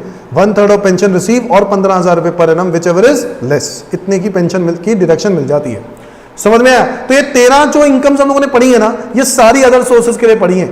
इसके अलावा 2 incomes which are always taxable under the other sources even if the activity is regular activity. मतलब ये कुछ ऐसी इनकम्स हैं जो हम लोग पढ़ने जा रहे हैं, वो अदर सोर्सेज में ही टैक्सेबल होंगी हमेशा, कभी भी और किसी और हेड में टैक्सेबल नहीं होंगी। क्यों? क्योंकि उसको स्पेसिफिकली इंक्लूड किया गया है। नंबर 1 डिविडेंड इनकम और कैजुअल इनकम। डिविडेंड इनकम हमेशा अदर सोर्सेज में जाएगा, कैजुअल इनकम भी हमेशा अदर सोर्सेज में ही जाएगा। समझ में आ गई बात? Is that clear? Section number 57 deduction under, अब देखो मैंने 56 करवा दिया, 56 के अंदर 13 इनकम्स आती हैं। अब हम लोग पढ़ने जा रहे हैं कि कौन कौन सी इनकम्स में से क्या डिडक्शन मिलेगी, ठीक है, हमें क्या क्या डिडक्शंस मिलेंगी। फिर हम लोग 57 करते हैं, 58 करेंगे, 59 करेंगे, फिर मैं आपको कुछ क्वेश्चंस डिस्कस करूंगा कि इसके ऊपर कैसे कैसे क्वेश्चन आ सकते हैं। वो भी मैंने आपको पीडीएफ भेजनी है, तो वो भी मैं आपको भेजूंगा। Now deduction under section under the head other sources section 57। तो जैसे बच्चों सैलरी में सेक्शन नंबर 16 पढ़ा था, हाउस ऑफ में सेक्शन नंबर 24 पढ़ा था, पीजीबीपी में 30 से लेकर 38 पढ़ा था, कैपिटल गेन में 54 पढ़ा था, अदर सोर्सेज में 57 पढ़ते हैं। तो इसमें क्या लिखता है? Number 1 in case of interest on securities. तो अगर मेरी इनकम इंटरेस्ट ऑन सिक्योरिटीज है तो मुझे उसमें डिडक्शन कितनी मिलेगी? कह रहा है assessee can claim deduction of expenses of, assessee can claim deduction of expenses of collection charges, interest on loan or any sum paid by way of commission for the purpose of realizing interest. Interest को कमाने के लिए मैंने कोई commission का खर्चा किया है, कोई कलेक्शन चार्जेस पे किए हैं, अगर मैंने कोई लोन के ऊपर इंटरेस्ट चुकाना है तो वो जो मैंने पे किया है इंटरेस्ट हो, या मतलब जैसे हो सकता है ना मैंने सिक्योरिटीज खरीदी हैं लोन लेके, सिक्योरिटीज खरीदी है लोन लेके, तो उस लोन के ऊपर इंटरेस्ट बनता है ना, तो वो जो इंटरेस्ट है वो मेरा एक्सपेंस है। तो ये जो इंटरेस्ट ऑन सिक्योरिटीज में कमाऊंगा उस पर मैं वो जो एक्सपेंस है इंटरेस्ट ऑन लोन वाला वो हटा दूंगा, तो वो मेरी डिडक्शन मिल जानी चाहिए। ऐसे ही हो सकता है सिक्योरिटीज जिससे मैंने खरीदी है वो एक ब्रोकर चार्जेस ले, तो वो ब्रोकरेज चार्जेस भी मेरा खर्चा माना जाएगा, उसकी भी मुझे डिडक्शन मिलनी चाहिए। ऐसे ही in case of dividend income or income in respect of units of mutual fund or specified company, बेटा याद रखना डिविडेंड इनकम के अंदर एक स्पेशल डिडक्शन है, ठीक है, और वो मैक्सिमम डिडक्शन क्या लिखी गई है? ओनली इंटरेस्ट एक्सपेंस की डिडक्शन मिलेगी डिविडेंड में। मतलब अगर मैंने कंपनी के डिविडेंड को पाने के लिए शेयर्स को लोन पे लिया था तो मुझे इंटरेस्ट की डिडक्शन मिलेगी, और वो भी लिखा है only interest expenses allowed but up to 20% of such income. यानी अगर मुझे 1 लाख रुपए की इनकम मिल रही है तो मैक्सिमम इंटरेस्ट की डिडक्शन जो मुझे मिलेगी वो 20,000 रुपए मिलेगी, इससे ज्यादा मुझे नहीं मिलेगी। ये एक नई अमेंडमेंट है, समझ में आ गई बात? ये फाइनेंस एक्ट 20 में आई थी अमेंडमेंट। आगे देखो फैमिली पेंशन, उस पर आपको पता ही है 1/3 ऑफ पेंशन रिसीव और 15,000 रुपए per annum which ever is less, उसकी डिडक्शन लाउ होती है। अच्छा, इससे पहले वाला पॉइंट याद हो गया ना? इससे पहले वाला क्या था? याद होगा कि अगर कोई डिविडेंड इनकम कमाता हूं और ऐसे केस में डिविडेंड इनकम पे मेरे को इंटरेस्ट की ही डिडक्शन अलाउड है, सिर्फ इंटरेस्ट की, और वो भी मैक्सिमम कितनी अलाउड है? 20% ऑफ सच इनकम। वो भी मैक्सिमम कितनी अलाउड है? 20% of such income. Point D in case of income from machinery plant or furniture let out on hire, अगर मैं मशीनरी किराए पर दूं, हायर फर्नीचर किराए पर दूं, तो ऐसे केस में मुझे ये जो इनकम है पाने के लिए जो लेट आउट मैंने किया है, मशीनरी को किराए पर दिया, प्लांट है मशीनरी को, फर्नीचर को, तो उससे जो इनकम हो उसकी जो इनकम हो रही है, क्या उसमें से मुझे कोई खर्चे की डिडक्शन मिलेगी? गवर्नमेंट ने कहा उस मशीनरी का डेप्रिसिएशन, उस फर्नीचर का डेप्रिसिएशन, उस बिल्डिंग की रिपेयर, उस मशीनरी का रिपेयर, उस फर्नीचर का रिपेयर, सर ये सारे खर्चों की इंश्योरेंस वगैरह, इन सारे खर्चों की क्या मिल जाएगी? डिडक्शन मिल जाएगी। समझ में आ गई बात? और पॉइंट नंबर 5 क्या कह रहा है? Any other expenditure not being expenditure of capital nature expanded Holi and exclusively for the purpose of earning such income. इस इनकम को कमाने के लिए मैं कोई भी तरह का खर्चा करता हूं तो उस खर्चों की भी मुझे क्या मिल जानी चाहिए? Deduction. Point number 6 in case of interest on enhance compensation, यहां पे तो 50% वाली फिक्स डिडक्शन है। इन case of employees contribution towards welfare fund, अगर आज के टाइम पे मुझे वेलफेयर फंड मेरी बात समझना, अगर एम्प्लॉई का कंट्रीब्यूशन एम्प्लॉयर के पास पड़ा हुआ है और एम्प्लॉई का वो कंट्रीब्यूशन अभी तक वेलफेयर फंड में जमा नहीं कराया गया, तो अगर वेलफेयर फंड में जमा नहीं कराया और उसका कंट्रीब्यूशन मेरे हाथ में पड़ा है तो वो मेरी इनकम है, taxable under the other sources. But government कहता है जब भी ये बंदा पीएफ में कंट्रीब्यूट कर देगा ना तब वो डिडक्शन क्लेम कर लेगा। समझ में आ गई? Under section 57। मेरी बात फिर से सुनो सर, एम्प्लॉई का कंट्रीब्यूशन, एम्प्लॉई को मैं सैलरी दे रहा हूं, उसमें से पीएफ काट लिया और उसका पीएफ जो है वो मेरे पास पड़ा हुआ है, जबकि वो जमा करा देना चाहिए गवर्नमेंट को, पीएफ ऑर्गेनाइजेशन को। मैंने नहीं जमा कराया, जब तक मैं जमा नहीं कराता हूं मेरी इनकम है अंडर दैट अदर सोर्सेस। अब मैं जैसे ही जमा करा दूंगा तो गवर्नमेंट मुझे क्या दे देगी? डिडक्शन दे देगी उस अमाउंट की जितना अमाउंट आपने जमा कराया। समझ में आ गई बात? नोट में देखो, in case of winning and interest on securities any amount receive as net of TDS then amount should be grossed up to calculate income. Winning 7,000 रुपए की है, जैसे नेट ऑफ टीडीएस 30% के हिसाब से, तो विनिंग हुई 10,000 रुपए की 70% से डिवाइड करके। ठीक है, ठीक है जी। तो ये था सेक्शन नंबर 57। अब पढ़ते हैं सेक्शन नंबर 58, ऐसे expenses which are not allowed as reduction. Government ने कहा ऐसे एक्सपेंसेस की रिडक्शन मिलेगी नहीं, जैसे घर के खर्चे, पर्सनल एक्सपेंसेस की रिडक्शन क्यों मिलेगी भाई? नंबर 2, कोई भी ऐसा इंटरेस्ट, कोई भी ऐसी रॉयल्टी, कोई भी ऐसा टेक्निकल फीस जिसमें आपने, जो आपने किसको पे किया, नॉन रेजिडेंट को पे किया या फिर कोई ऐसे पर्सन को पे किया जो आउटसाइड इंडिया रह रहा है, तो ऐसे केस में आपको टीडीएस काटना चाहिए था। अगर काटा है तो जमा कराना चाहिए था, आपने नहीं किया। आपने ना आपने काटा है बट जमा नहीं कराया, या मान लो काटा ही नहीं, ऐसे केस में, उस डिफॉल्ट के केस में उस पेमेंट को हम पीएनएल अकाउंट में डेबिट होने नहीं देंगे। ये बात हम पीजीबीपी में भी पढ़ते थे, अगर आपको याद आ रहा हो। सिमिलरली हम अदर सोर्सेज में भी पढ़ रहे हैं। गवर्नमेंट कह रहा है अगर आप कोई इंटरेस्ट देते हो, कोई टेक्निकल फीस देते हो, कोई रॉयल्टी देते हो, और अगर आप उसको पेमेंट दे रहे हो नॉन रेजिडेंट को और उस पर टीडीएस नहीं काट रहे हो, तो हम उस पेमेंट की डिडक्शन आपको अलाउ नहीं करेंगे। समझ में आ गई बात? सर ये बात आपको बिल्कुल, ये वाला पॉइंट हम लोग ऑलरेडी पीजीबीपी चैप्टर में पढ़ चुके हैं। Any expenditure in respect of which payment is made in excess to related person. भाई कोई भी ऐसी पेमेंट, कोई भी ऐसी इनकम कमा रहा हूं, उस इनकम को कमाने के लिए मैंने कोई पेमेंट करी हुई है और वो पेमेंट जो है रिलेटिव को दी हुई है, तो गवर्नमेंट कहता है तो ऐसे केस में जो एक्सेस अमाउंट है रिलेटिव को, अगर आप फेयर मार्केट वैल्यू से ज्यादा दे रहे हो, मतलब मान लो कि मैं अपने ब्रदर से कुछ सामान परचेज करता हूं और मार्केट में बेचता हूं, जो परचेजिंग करी है मैंने, ठीक है, जो परचेजिंग करी है वो मैंने फेयर मार्केट वैल्यू से ज्यादा की करी है, तो गवर्नमेंट कहता है कि ऐसे केस में any expenditure in respect of which payment is made in excess to the related person that at excess amount is in comparison fair market value is not allowed as deduction. इसकी deduction आपको नहीं मिलेगी। समझ में आ गई बात? Point number, इसी तरीके से थर्ड पॉइंट लिखता है, अगर आप रेजिडेंट्स को पेमेंट दे रहे हो कोई इंटरेस्ट की या फिर रॉयल्टी की या कुछ ऐसा, तो ऐसे केस में 70% की डिडक्शन अलाउ हो जाएगी, 30% की डिडक्शन डिसअलाउ हो जाएगी। Any payment in excess of 10,000 bye way of cash, अगर आपने किसी को भी कैश में पेमेंट दी है 10,000 रुपए से ज्यादा, तो आपको 10,000 रुपए से ज्यादा अगर आपने दिया तो 100% डिसअलाउ हो जाएगा सारा का सारा अमाउंट। समझ में आ गई बात? पॉइंट नंबर 5 कहता है no deduction respect of any expenditure incurred in connection with casual income. Casual income पे कोई डिडक्शन नहीं मिलती, ये बात याद रखना है आपको, ठीक है? कैजुअल इनकम पे कोई डिडक्शन नहीं मिलती। सेक्शन नंबर 59 बच्चों डीम प्रॉफिट है। डीम प्रॉफिट का मतलब ऐसी कोई इनकम जो इनकम प्रॉफिट मान ली गई है, वो टैक्सेबल, जैसे बैड डेट रिकवर्ड, मैं आपको पहले भी एग्जांपल देता था बच्चों, अगर बैड डेट है तो मैं उसकी डिडक्शन क्लेम कर रहा हूं कि मुझे पैसे नहीं मिले, तो मैंने नुकसान दिखा के प्रॉफिट कम कर लिया, टैक्स कम कर लिया। आज जब बैड डेट रिकवर हो रहे हैं, चाहे 3-4 साल बाद हो रहे हैं, वो उस साल में टैक्सेबल हो जाएंगे, उस साल में टैक्सेबल हो जाएंगे जिस साल में बैड डेट्स क्या हुए हैं, रिसीव हुए हैं, रिकवर हुए हैं। समझ में आ गई बात? So any amount of expenditure or loss of which deduction has already been claimed and subsequently any amount has been received or any benefit derived shall be treated as deemed profit chargeable to tax under section 59 under the head other sources. Is that clear? Section number 145 क्या कहता है? Method of accounting के बारे में कहता है आप accounting दो तरीके से कर सकते हो, कैश या फिर मर्केंटाइल। अगर आपको कैश बेसिस पे करनी है तो आपकी इनकम भी कैश बेसिस पे निकलेगी, अगर आपने मर्केंटाइल करना है तो मर्केंटाइल बेसिस पे इनकम निकलेगी। क्या दिक्कत है? बहुत ही आसान है ये तो। ये चीज पीजीबीपी और अदर सोर्सेज के लिए ऊपर ही एप्ट लगती है 145 सेक्शन, अदरवाइज किसी ऊपर नहीं। Other sources and PGBP only, that's it दोस्तों। तो भाई अदर सोर्सेज चैप्टर के अंदर हमें 5 सेक्शन पढ़ने हैं। Section 56 basis of charge, 57 deduction which is allowed, 58 expenses which are not allowed as deduction, 59 deemed profit और 145 method of accounting। ठीक है, ये हमें बातें पढ़ने की जरूरत है। अब जरा एक बारी क्वेश्चंस कुछ देख लेते हैं सॉल्व करने वाले।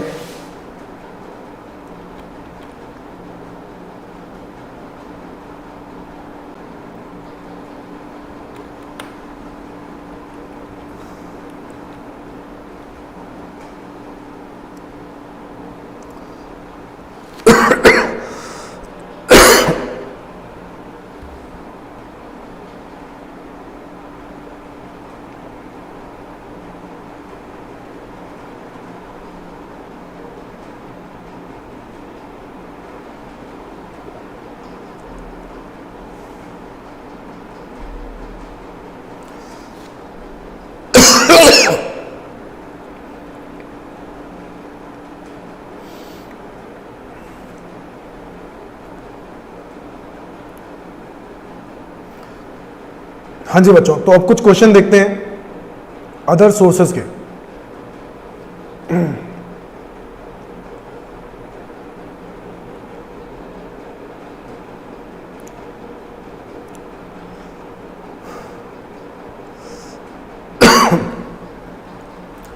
बच्चों आओ क्वेश्चन देखें।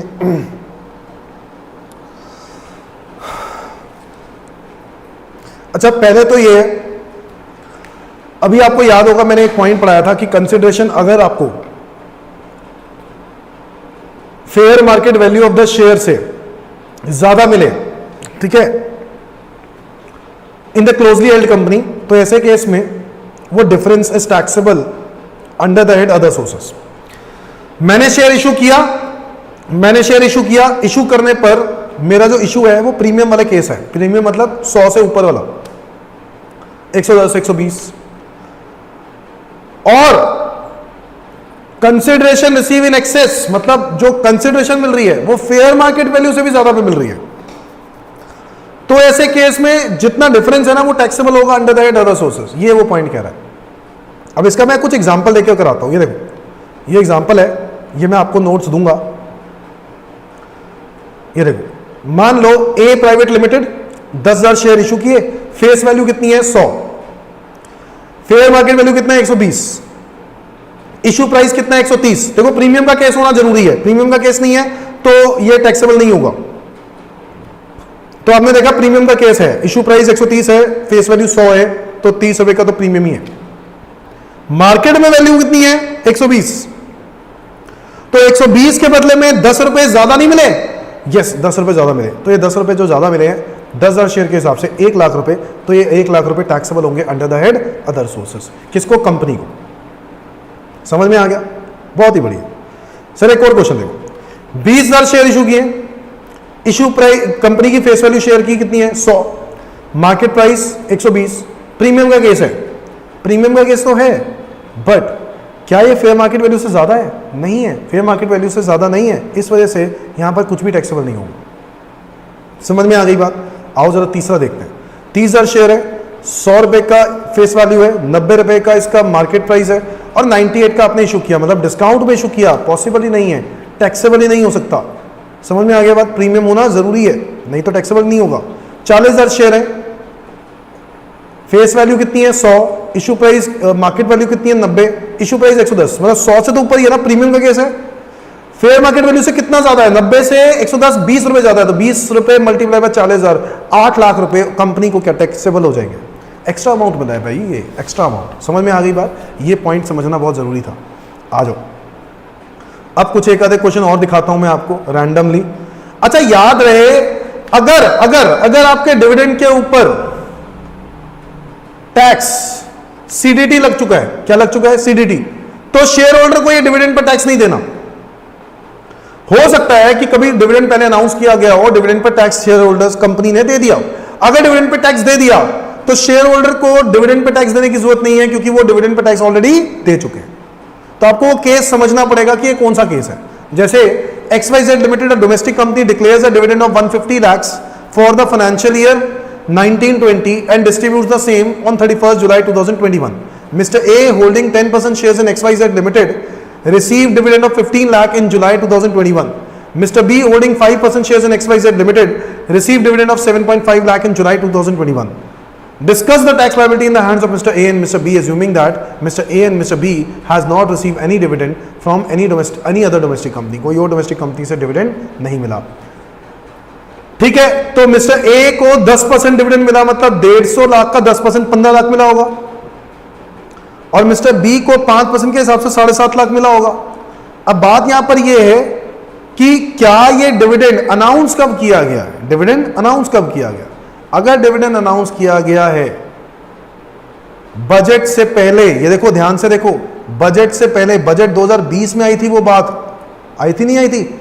अब ये बजट 2020 से पहले की बात कर रहा है, डिविडेंड पहले अनाउंस कर दिया गया, तो इसका मतलब है सीडीटी लगा होगा, और अगर सीडीटी लगा तो शेयर होल्डर्स को टैक्स देने की जरूरत नहीं है। इसका मतलब है यहां पर शेयर होल्डर मिस्टर ए जो है वो 15 लाख रुपए उसके एग्जेम्प्ट हो जाएंगे, इसको कोई टैक्स नहीं देना होगा। ठीक है, 15 में से 10 लाख, क्योंकि मैंने आपको बताया था इस वाले केस में एक बात का और ध्यान देना है, अगर 10 लाख से ज्यादा का डिविडेंड है तो जो ऊपर वाला अमाउंट है उस पर टैक्स देना है।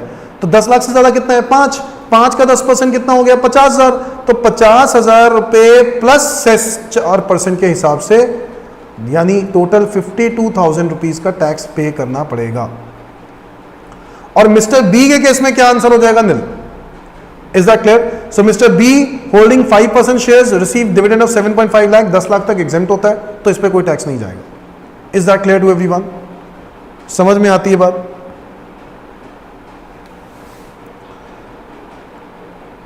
आओ जरा क्वेश्चन नंबर 4 देखते हैं। Fourth, mister x purchases 10,000 equity shares of ABC Company Private Limited on 28 Feb 2020 for 1,20,000. The company wound up, company बंद हो रही है 31 जुलाई को। The following is the summarized financial position of the company. ठीक है, आपको दिया हुआ है, ये बैलेंस शीट दी हुई है, लैंड दिया है, कैश एट बैंक दिया है, 1 लाख रुपए, 1 लाख इक्विटी शेयर्स है, 10 लाख रुपए के, जनरल रिजर्व 40 लाख रुपए, प्रोविजन फॉर टैक्स, टैक्स पड़ा हुआ है 2.5 लाख का। The tax liability towards dividend distribution tax was ascertained at 3 lakh. तो उनके हिसाब से टैक्स जो है 3 लाख रुपए का बन रहा था, बट आपने प्रोविजन कितने का क्रिएट किया हुआ है? 2.5 लाख, यानी प्रोविजन भी 50,000 कम है अभी। The remaining assets were distributed to the share holders in the proportion of their share holding. The market value of the land as on 31 July is 1 crore. The land above was sold by mister X for 15 lakh. Discuss the tax consequences. तो क्या करना होगा दोस्तों इसके अंदर? सबसे पहले आप जिसके लिए निकाल रहे हो उसका आपको शेयर होल्डिंग परसेंटेज पता होना चाहिए। तो मिस्टर एक्स का, आपके पास मिस्टर एक्स के 10,000 शेयर्स हैं, टोटल शेयर कैपिटल ही 1 लाख शेयर्स की है, मल्टीप्लाई बाय 10,000 इंटू 100, तो ये तो हो गया 10%, यानी 10% मालिक है मिस्टर एक्स। ठीक है जी, मिस्टर एक्स अगर 10% मालिक है तो मिस्टर एक्स को 10% एसेट्स में भी शेयर मिलेगा और लाइबिलिटीज जो क्या कहते हैं रिजर्व है उसमें भी मिलेगा। तो मिस्टर एक्स का शेयर हम लोग देखेंगे इन एसेट्स। अब एसेट्स में उसका शेयर कितना है ये देखने के लिए आपको लैंड देखनी पड़ेगी। लैंड 42 लाख की है, बट इसकी मार्केट वैल्यू बहुत ज्यादा है, 1 करोड़। और कैश एट बैंक वैसे तो 10.5 लाख का है, बट टैक्स नहीं पे करना पड़ेगा 3 लाख का, तो कैश एट बैंक 10.5 माइनस 3, 7.5 ही रह जाएगा। सो बेसिकली एसेट्स जो है वो कितने के? 1 करोड़ प्लस 7.5 लाख रुपए, यानी मिस्टर एक्स का जो शेयर होगा वो होगा 1,07,50,000, उसका 10%, यानी 10,75,000। 10,75,000 ये मिस्टर एक्स का क्या होगा? एसेट्स का शेयर होगा। Yes or no? The tax liability was certain at 3 lakh. The remaining assets were distributed to shareholders in the proportion of their shareholding. The market value of the land as on 31st July 2020 is 1 crore. The land received above was sold by Mr. X on 28 Feb 2021 for 15 lakh. 15 lakh का आपने land बेचा है। ठीक है, आगे की बात और, बट पहले हम लोग डिविडेंड को क्लियर कर लेते हैं। 10,75,000 में से कितना अमाउंट डिविडेंड है दोस्तों? जल्दी बता दो। आपको देखना पड़ेगा कि आपके पास प्रॉफिट कितने पड़े हैं, क्योंकि ये रिजर्व पड़ा है 40 लाख का, जिसमें से ना प्रोविजन तो हमने 2.5 का बनाया, बट 50,000 रुपए का और प्रोविजन क्रिएट करने के लिए प्रॉफिट में से पैसे लेने पड़ेंगे। 40,000 रुपए का जो रिजर्व है उसमें से माइनस करना पड़ेगा 50,000 और, बोलो हाँ या ना? So P&L account debit to provision, तो आपने यहां पर प्रोविजन आपने क्रिएट कर दिया और, तो 3 लाख रुपए तो खत्म हो गए यहां पर, बट रिजर्व का बैलेंस रह गया 39,50,000। अब ये 39,50 का 10% हो गया 3,95,000, और बाकी का अमाउंट कितना आएगा? 680।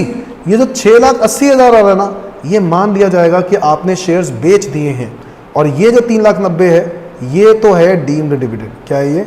Deemed dividend. और ये जो 680 है इसमें से इसकी खरीदने की कॉस्ट माइनस कर देते हैं। शेयर्स आपने कितने के खरीदे थे? शेयर्स आपने खरीदे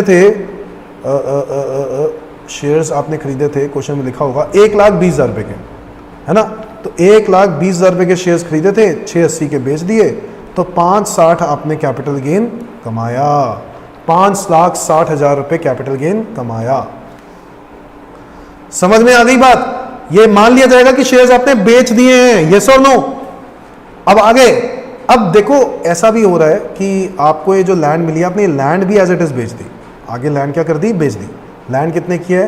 10,75,000 में से लैंड है 10 लाख की, तो लैंड भी आपने बेच दी, 15 लाख की बेच दी शायद, क्वेश्चन में देखते हैं। हाँ, 15 लाख की बेच दी। तो sale of land 15 lakh minus cost of acquisition कितनी 10 लाख, तो 5 लाख रुपए टैक्सेबल आ रहा है, 5 लाख रुपए टैक्सेबल आ रहा है। Is that clear to everyone?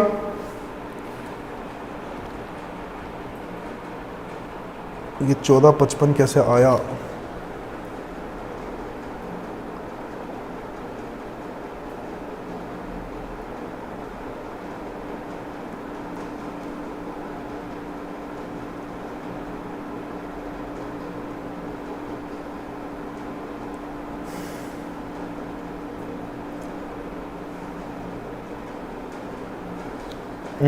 ये मेरे ख्याल से नहीं आना चाहिए। मार्केट वैल्यू तो 1 करोड़ ठीक है।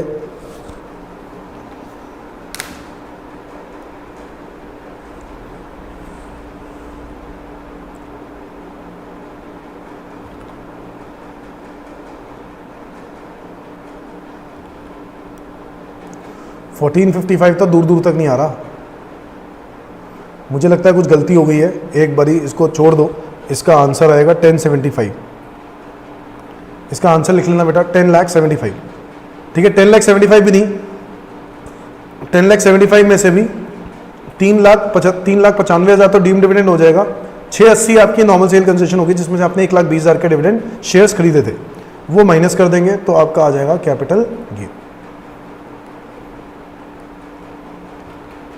समझ में आ गई बात? Is that clear?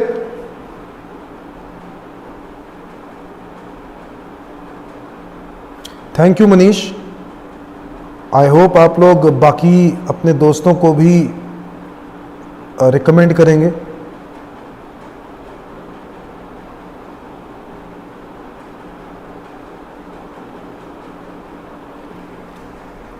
क्या बेटा 1 करोड़ 6 लाख क्या कह रही है?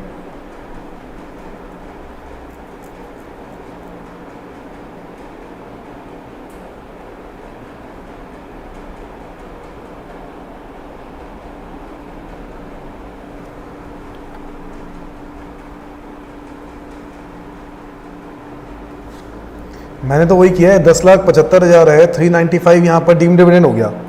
ठीक है,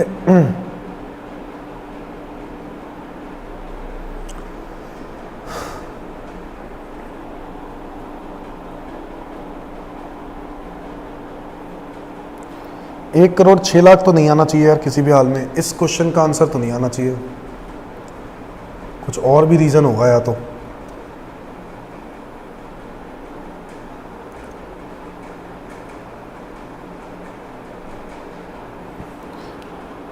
चलो ठीक है, कोई बात नहीं, बाद में देखते हैं। वैसे तो ये आंसर ठीक है, सॉलिड करेक्ट आंसर निकाल दिया मैंने। ये आपका आंसर आना चाहिए जो वो मैंने लिख दिया है। आपकी इनकम एक तो कैपिटल गेन की होगी 5,60,000 की, आपकी इनकम डीम डिविडेंड, अच्छा टोटल होगी ना ये 560, 395 और 5 लाख। अच्छा 1455 ही तो बन रहा है, ये सारा का टोटल है। ठीक है, 1455 टोटल है, बेसिकली टोटल इनकम 560 ये हो गई, 395 डीम डिविडेंड ये भी तो टैक्सेबल होगी, प्लस 5 लाख रुपए ये, तो 1455 इस तरीके से आ रहा है। तो 1455 इस तरीके से आ रहा है, वो ठीक है 1455 ही बनेगा। मुझे लगा शायद एक का आंसर टोटल इनकम लिख दिया ना 1455। ठीक है, और कोई क्वेश्चन देखें, आओ जरा एक दो क्वेश्चन और देखते हैं। ये देखो क्वेश्चन नंबर 6 देखो, during previous year 2021 mister Gagan received 5,32,000 towards interest on enhanced compensation from state government in respect of compulsory acquisition of his land effective during financial year 15-16। तो आपके यहाँ लैंड कंपल्सरी एक्वायर हो गया, आपको interest मिल रहा है 5,32 का, जब जब मिलेगा तब तब टैक्सेबल हो जाएगा। ये बात हुई थी ना, रिसीव बेसिस पे टैक्सेबल होता है। और इसमें से 50% की क्या मिल जाती है, स्टैंडर्ड डिडक्शन। तो बेटा 5,32 मिला है, और जिस सब अच्छा 75,000 लीगल एक्सपेंसेस भी हैं, क्या कुछ करेंगे? नहीं, 50% की डिडक्शन दे दी ना, इन सब खर्चों की डिडक्शन दे दी एक तरह से।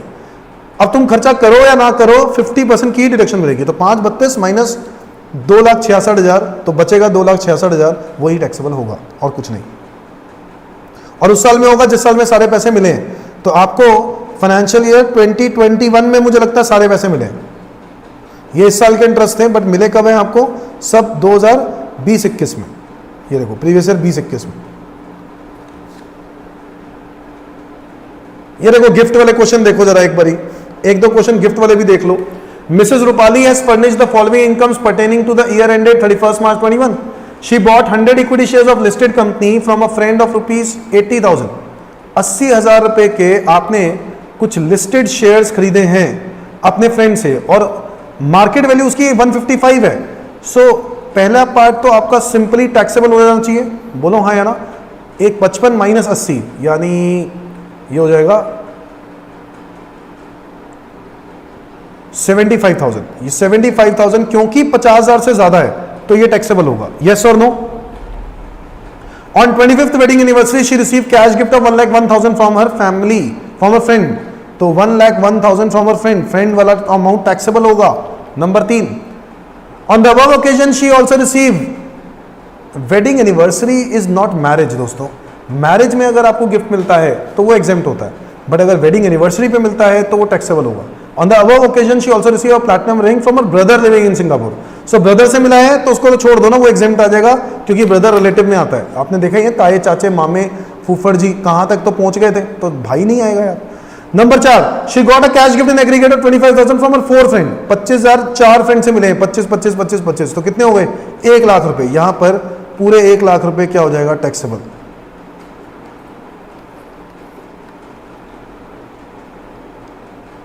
ठीक है जी. और point number 5, she receive a gift of 49,000 by way of cheque from her maternal uncle on her daughter's wedding. 49,000 या कि 50,000 रुपए तक का गिफ्ट. ठीक है, तो ये अमाउंट 49,000 चाहे वो मिला है मैटरनल अंकल से. मैटरनल अंकल मतलब आपके मामा जी से. तो मामा जी से अगर मिला है तो ये तो रिलेटिव आ गए, और मामा जी से अगर मिला है तो ये रिलेटिव है, और रिलेटिव है तो एग्जेम्प्ट है. तो मेरा आंसर आ चुका है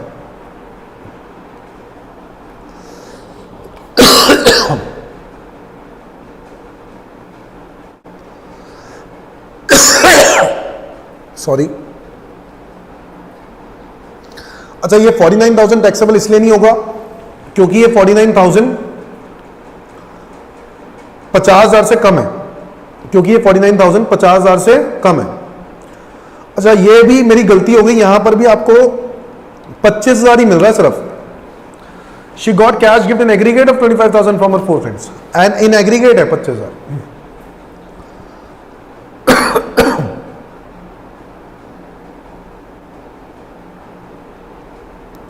75 वो और 1,01,000 ये और 25,000 ये. बस यही आएगा, बस यही आएगा. कितना बनता है देखें? 2,01,000. 2,01,000 taxable. Is that clear to everyone? समझ में आती है बात? गिफ्ट इनकम बहुत आसान है, सिर्फ वो जो मैंने आपको रूल्स बताए हैं उस पर ध्यान दो बस, और कुछ भी नहीं है. ये देखो, sorry, gift from his sister in Amsterdam 2,30,000 रुपए का सिस्टर से गिफ्ट मिला है, एग्जेम्प्ट रहेगा. फ्रॉम फ्रेंड गिफ्ट मिला है 10,000 रुपए का, तो ये टैक्सेबल होगा. 10,000 रुपए वाला टैक्सेबल होगा. मैं यहां लिख देता हूं पहले वाला एग्जेम्प्ट. ये बात हो रही है क्वेश्चन नंबर 10 की. पहले वाला एग्जेम्प्ट, दूसरे वाला 10,000 रुपए टैक्सेबल होगा.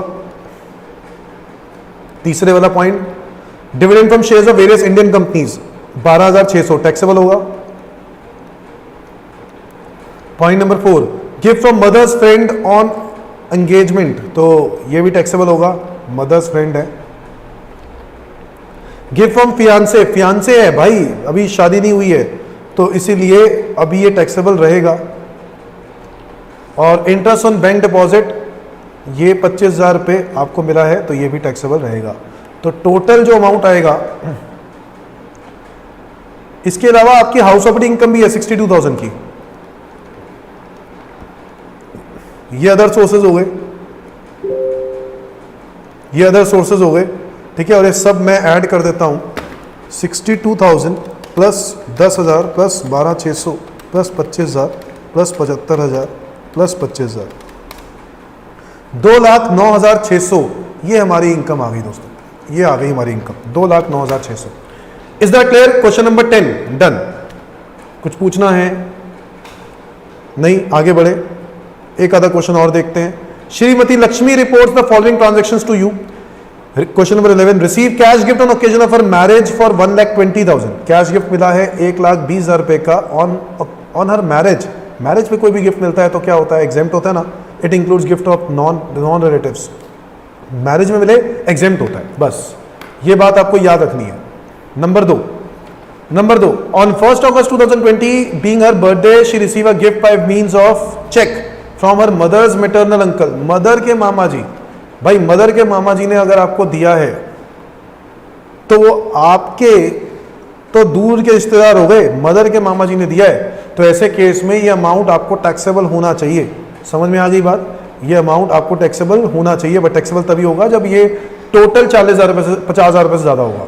On 1/12/20 she acquired a vacant site, 1,05,000 रुपए की स्टैम्प ड्यूटी वैल्यू है 81।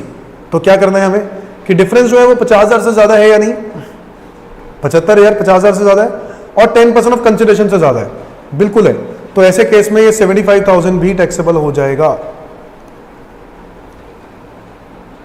शी बॉट 100 इक्विटी शेयर्स, 60,000 के शेयर्स खरीदे, मार्केट में शेयर्स 1,15 के हैं तो 55,000 ये भी टैक्सेबल होगा, बोलो हाँ या ना।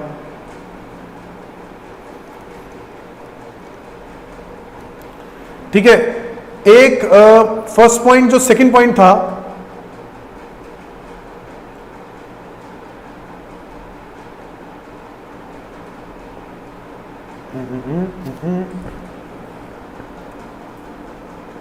ये 40,000 रुपये ये टैक्सेबल तो होने थे बट ये एग्जेम्प्ट हो जाएंगे। पता है क्यों?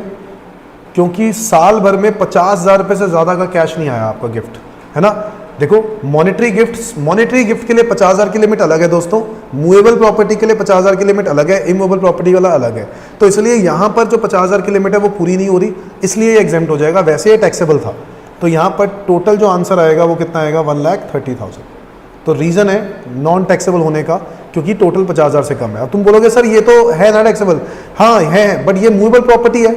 ये देखो ध्यान से, ये मूवेबल प्रॉपर्टी है, मूवेबल प्रॉपर्टी चेक करो, ये मूवेबल प्रॉपर्टी है और ये भी मूवेबल प्रॉपर्टी है, तो ये दोनों तो मूवेबल प्रॉपर्टी है। तो ये तो अकेला रह गया ना 50,000 से कम, तो इसलिए एग्जेम्प्ट है। समझ में आ गई बात? आ जाओ आगे देखते हैं एक दो क्वेश्चन और। ये अब ये देखो क्वेश्चन नंबर 12 देखो जरा, एक मिनट, अच्छा क्वेश्चन है।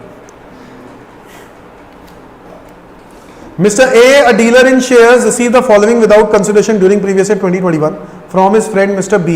कैश गिफ्ट मिला है 75,000 ऑन हिज एनिवर्सरी 15 अप्रैल 2020। ठीक है, कैश गिफ्ट एनिवर्सरी पे मिला है, तो भाई ये तो टैक्सेबल होगा, बोलो हाँ या ना। मिलेगा, मिला है तो टैक्सेबल होगा, बिल्कुल ठीक बात है।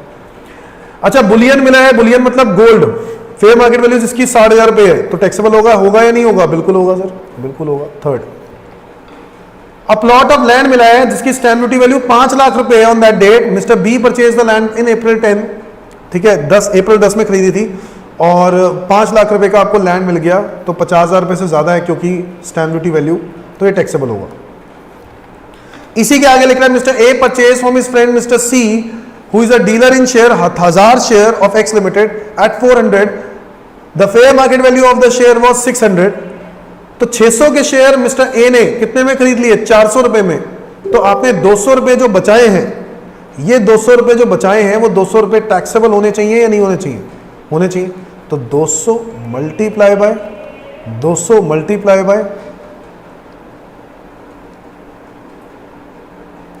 1000 share,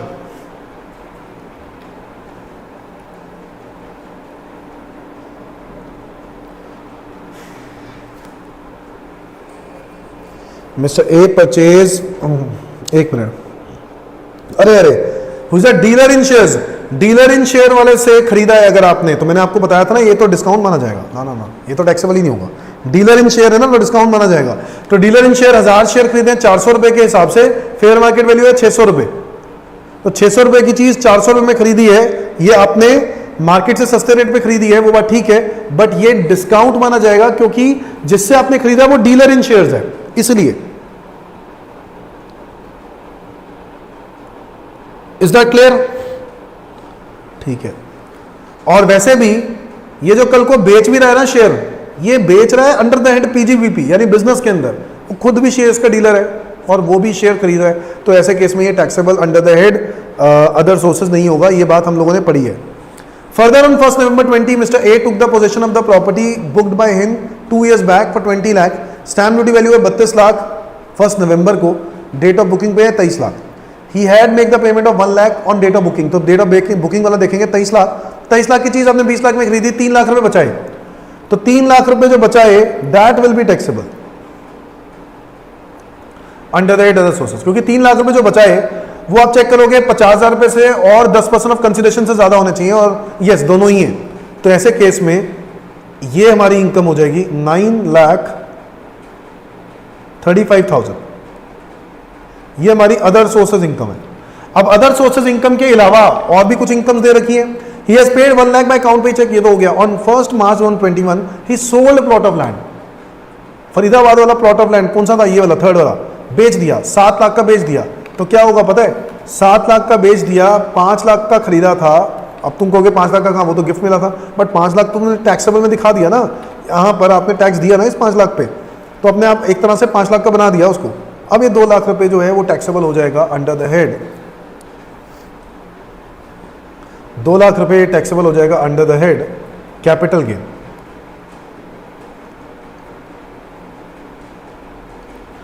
is that clear? 2 lakh रुपए टैक्सेबल हो जाएगा under the head capital gain. बताओ, कोई डाउट है तो बताओ. क्वेश्चन नंबर 12 समझ में आता है? ये देखो, ये वाला क्वेश्चन भी देखो, इससे आपको गिफ्ट की अच्छी प्रैक्टिस हो जाएगी. क्वेश्चन नंबर 16 गिफ्ट, और इसमें लिखा है परचेज फॉर इनएडिक्वेट कंसिडरेशन. आओ जरा देखते हैं. आंसर दिया हुआ है तो मैं इसी के साथ ही इसका आंसर आपको दिखाता जाऊंगा. X is an advocate by profession. From the following information given below determine the income of X. On April 30, 2020 he purchases 10 paintings of Raja Ravi Verma. 9 lakh रुपए की पेंटिंग खरीदी है. फेयर मार्केट वैल्यू है painting की 35 लाख. 35 लाख की painting 9 lakh रुपए में खरीदी है.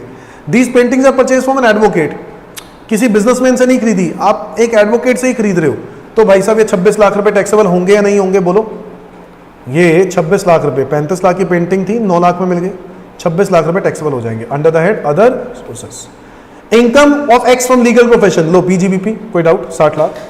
On 30th June 2020 purchase jewellery from the person other than registered dealer. किसी और से खरीदा है, 8 लाख रुपए में खरीदा है. मार्केट वैल्यू है 9-10, तो अभी भी 1-10 आपने सस्ता खरीदा है. ठीक है जी, 1-10 जो आपने सस्ता खरीदा है वो 1-10 टैक्सेबल होगा under the head other sources. Yes or no? तो ये 1-10 टैक्सेबल हो गया. अब इसके अलावा वो कह रहा है यही 9-10 की जो चीज है वो 9-50 की बेच दी, तो 40,000 हो जाएगा कैपिटल गेन. आओ जरा देखें, 40,000 कैपिटल गेन है. ये रहा, समझ में आ गया? क्यों 9-10 का क्यों बना दिया? क्योंकि वो 8 लाख का खरीदा जरूर था, बट 9-10 तक हमने टैक्स ही दे दिया, तो 9-10 की चीज बन गई है, वो 9-50 की बेची, तो मैंने 40,000 रुपए पे कैपिटल गेन टैक्स दे दिया. Minor son of X gets a gift of 75,000 from a maternal uncle. ये माइनर सन को टैक्सेबल होगा, ठीक है, क्योंकि वो 50,000 से ज्यादा है. अच्छा, मैटरनल अंकल है, उसके मैटरनल अंकल, तो वो तो उसके मामा जी हो गए, तो ये मामा जी है तो एग्जेम्प्टी हो गया ना, छोड़ दो. Minor order of X gets a gift of 60,000 from the friends of mister, ये टैक्सेबल होगा. अब ये वाला जो 60,000 टैक्सेबल होगा, इसमें एक बात समझना जो हम लोगों ने अगले चैप्टर के अंदर रिवीजन के अंदर करेंगे, वो है क्या, क्लबिंग. क्लबिंग के अंदर हम लोग एक पॉइंट पढ़ते हैं कि माइनर के जो इनकम होती है ना, वो इनकम क्लब हो जाती है पेरेंट्स की इनकम है. तो ये जो 60,000 रुपए पेरेंट्स की इनकम में जाके क्लब कर देंगे, तो कितनी इनकम क्लब कर देंगे? 60,000 माइनस 1,500 रुपए की एग्जेम्पशन मिलेगी. ठीक है, सेक्शन 10 क्लॉज 32 आपको याद होगा, 1,500 रुपए की एग्जेम्पशन मिलती है, और 58,500 यहाँ पर टैक्सेबल हो जाएगा. किसको? मिस्टर एक्स को. समझ में आ गई बात? यहां पर मिस्टर एक्स को ये टैक्सेबल हो जाएगा 58,500. 1,500 रुपए की क्लबिंग हो जाती, एग्जेम्पशन मिलती है. बस सेक्शन कौन सा था वो याद है? 10 क्लॉज 32. ठीक है. On December 10, 2020, X purchased a Tagore painting from Jen Art Gallery, Cochin. Jen Art Gallery is a registered dealer under GST. The painting is purchased under this invoice. अब एक प्रोफेशनल गैलरी से ही खरीद रहे हो, चाहे वो सस्ती खरीदी है, बट खरीदी तो गैलरी से ही है ना, तो ऐसे केस में ये आपको टैक्सेबल नहीं होगा. इसी तरीके से आपने तनिष्क ज्वेलर से भी खरीदा है, और वो रजिस्टर्ड डीलर है अंडर जीएसटी. देखो लिखा है registered dealer under GST. Again आपने जो सस्ता खरीदा है ये भी टैक्सेबल नहीं होगा. सिंपली आपको बस ये टोटल कर देना है, और आपका हमारा इनकम आ जाएगी 88,08,500. Is that clear to everyone?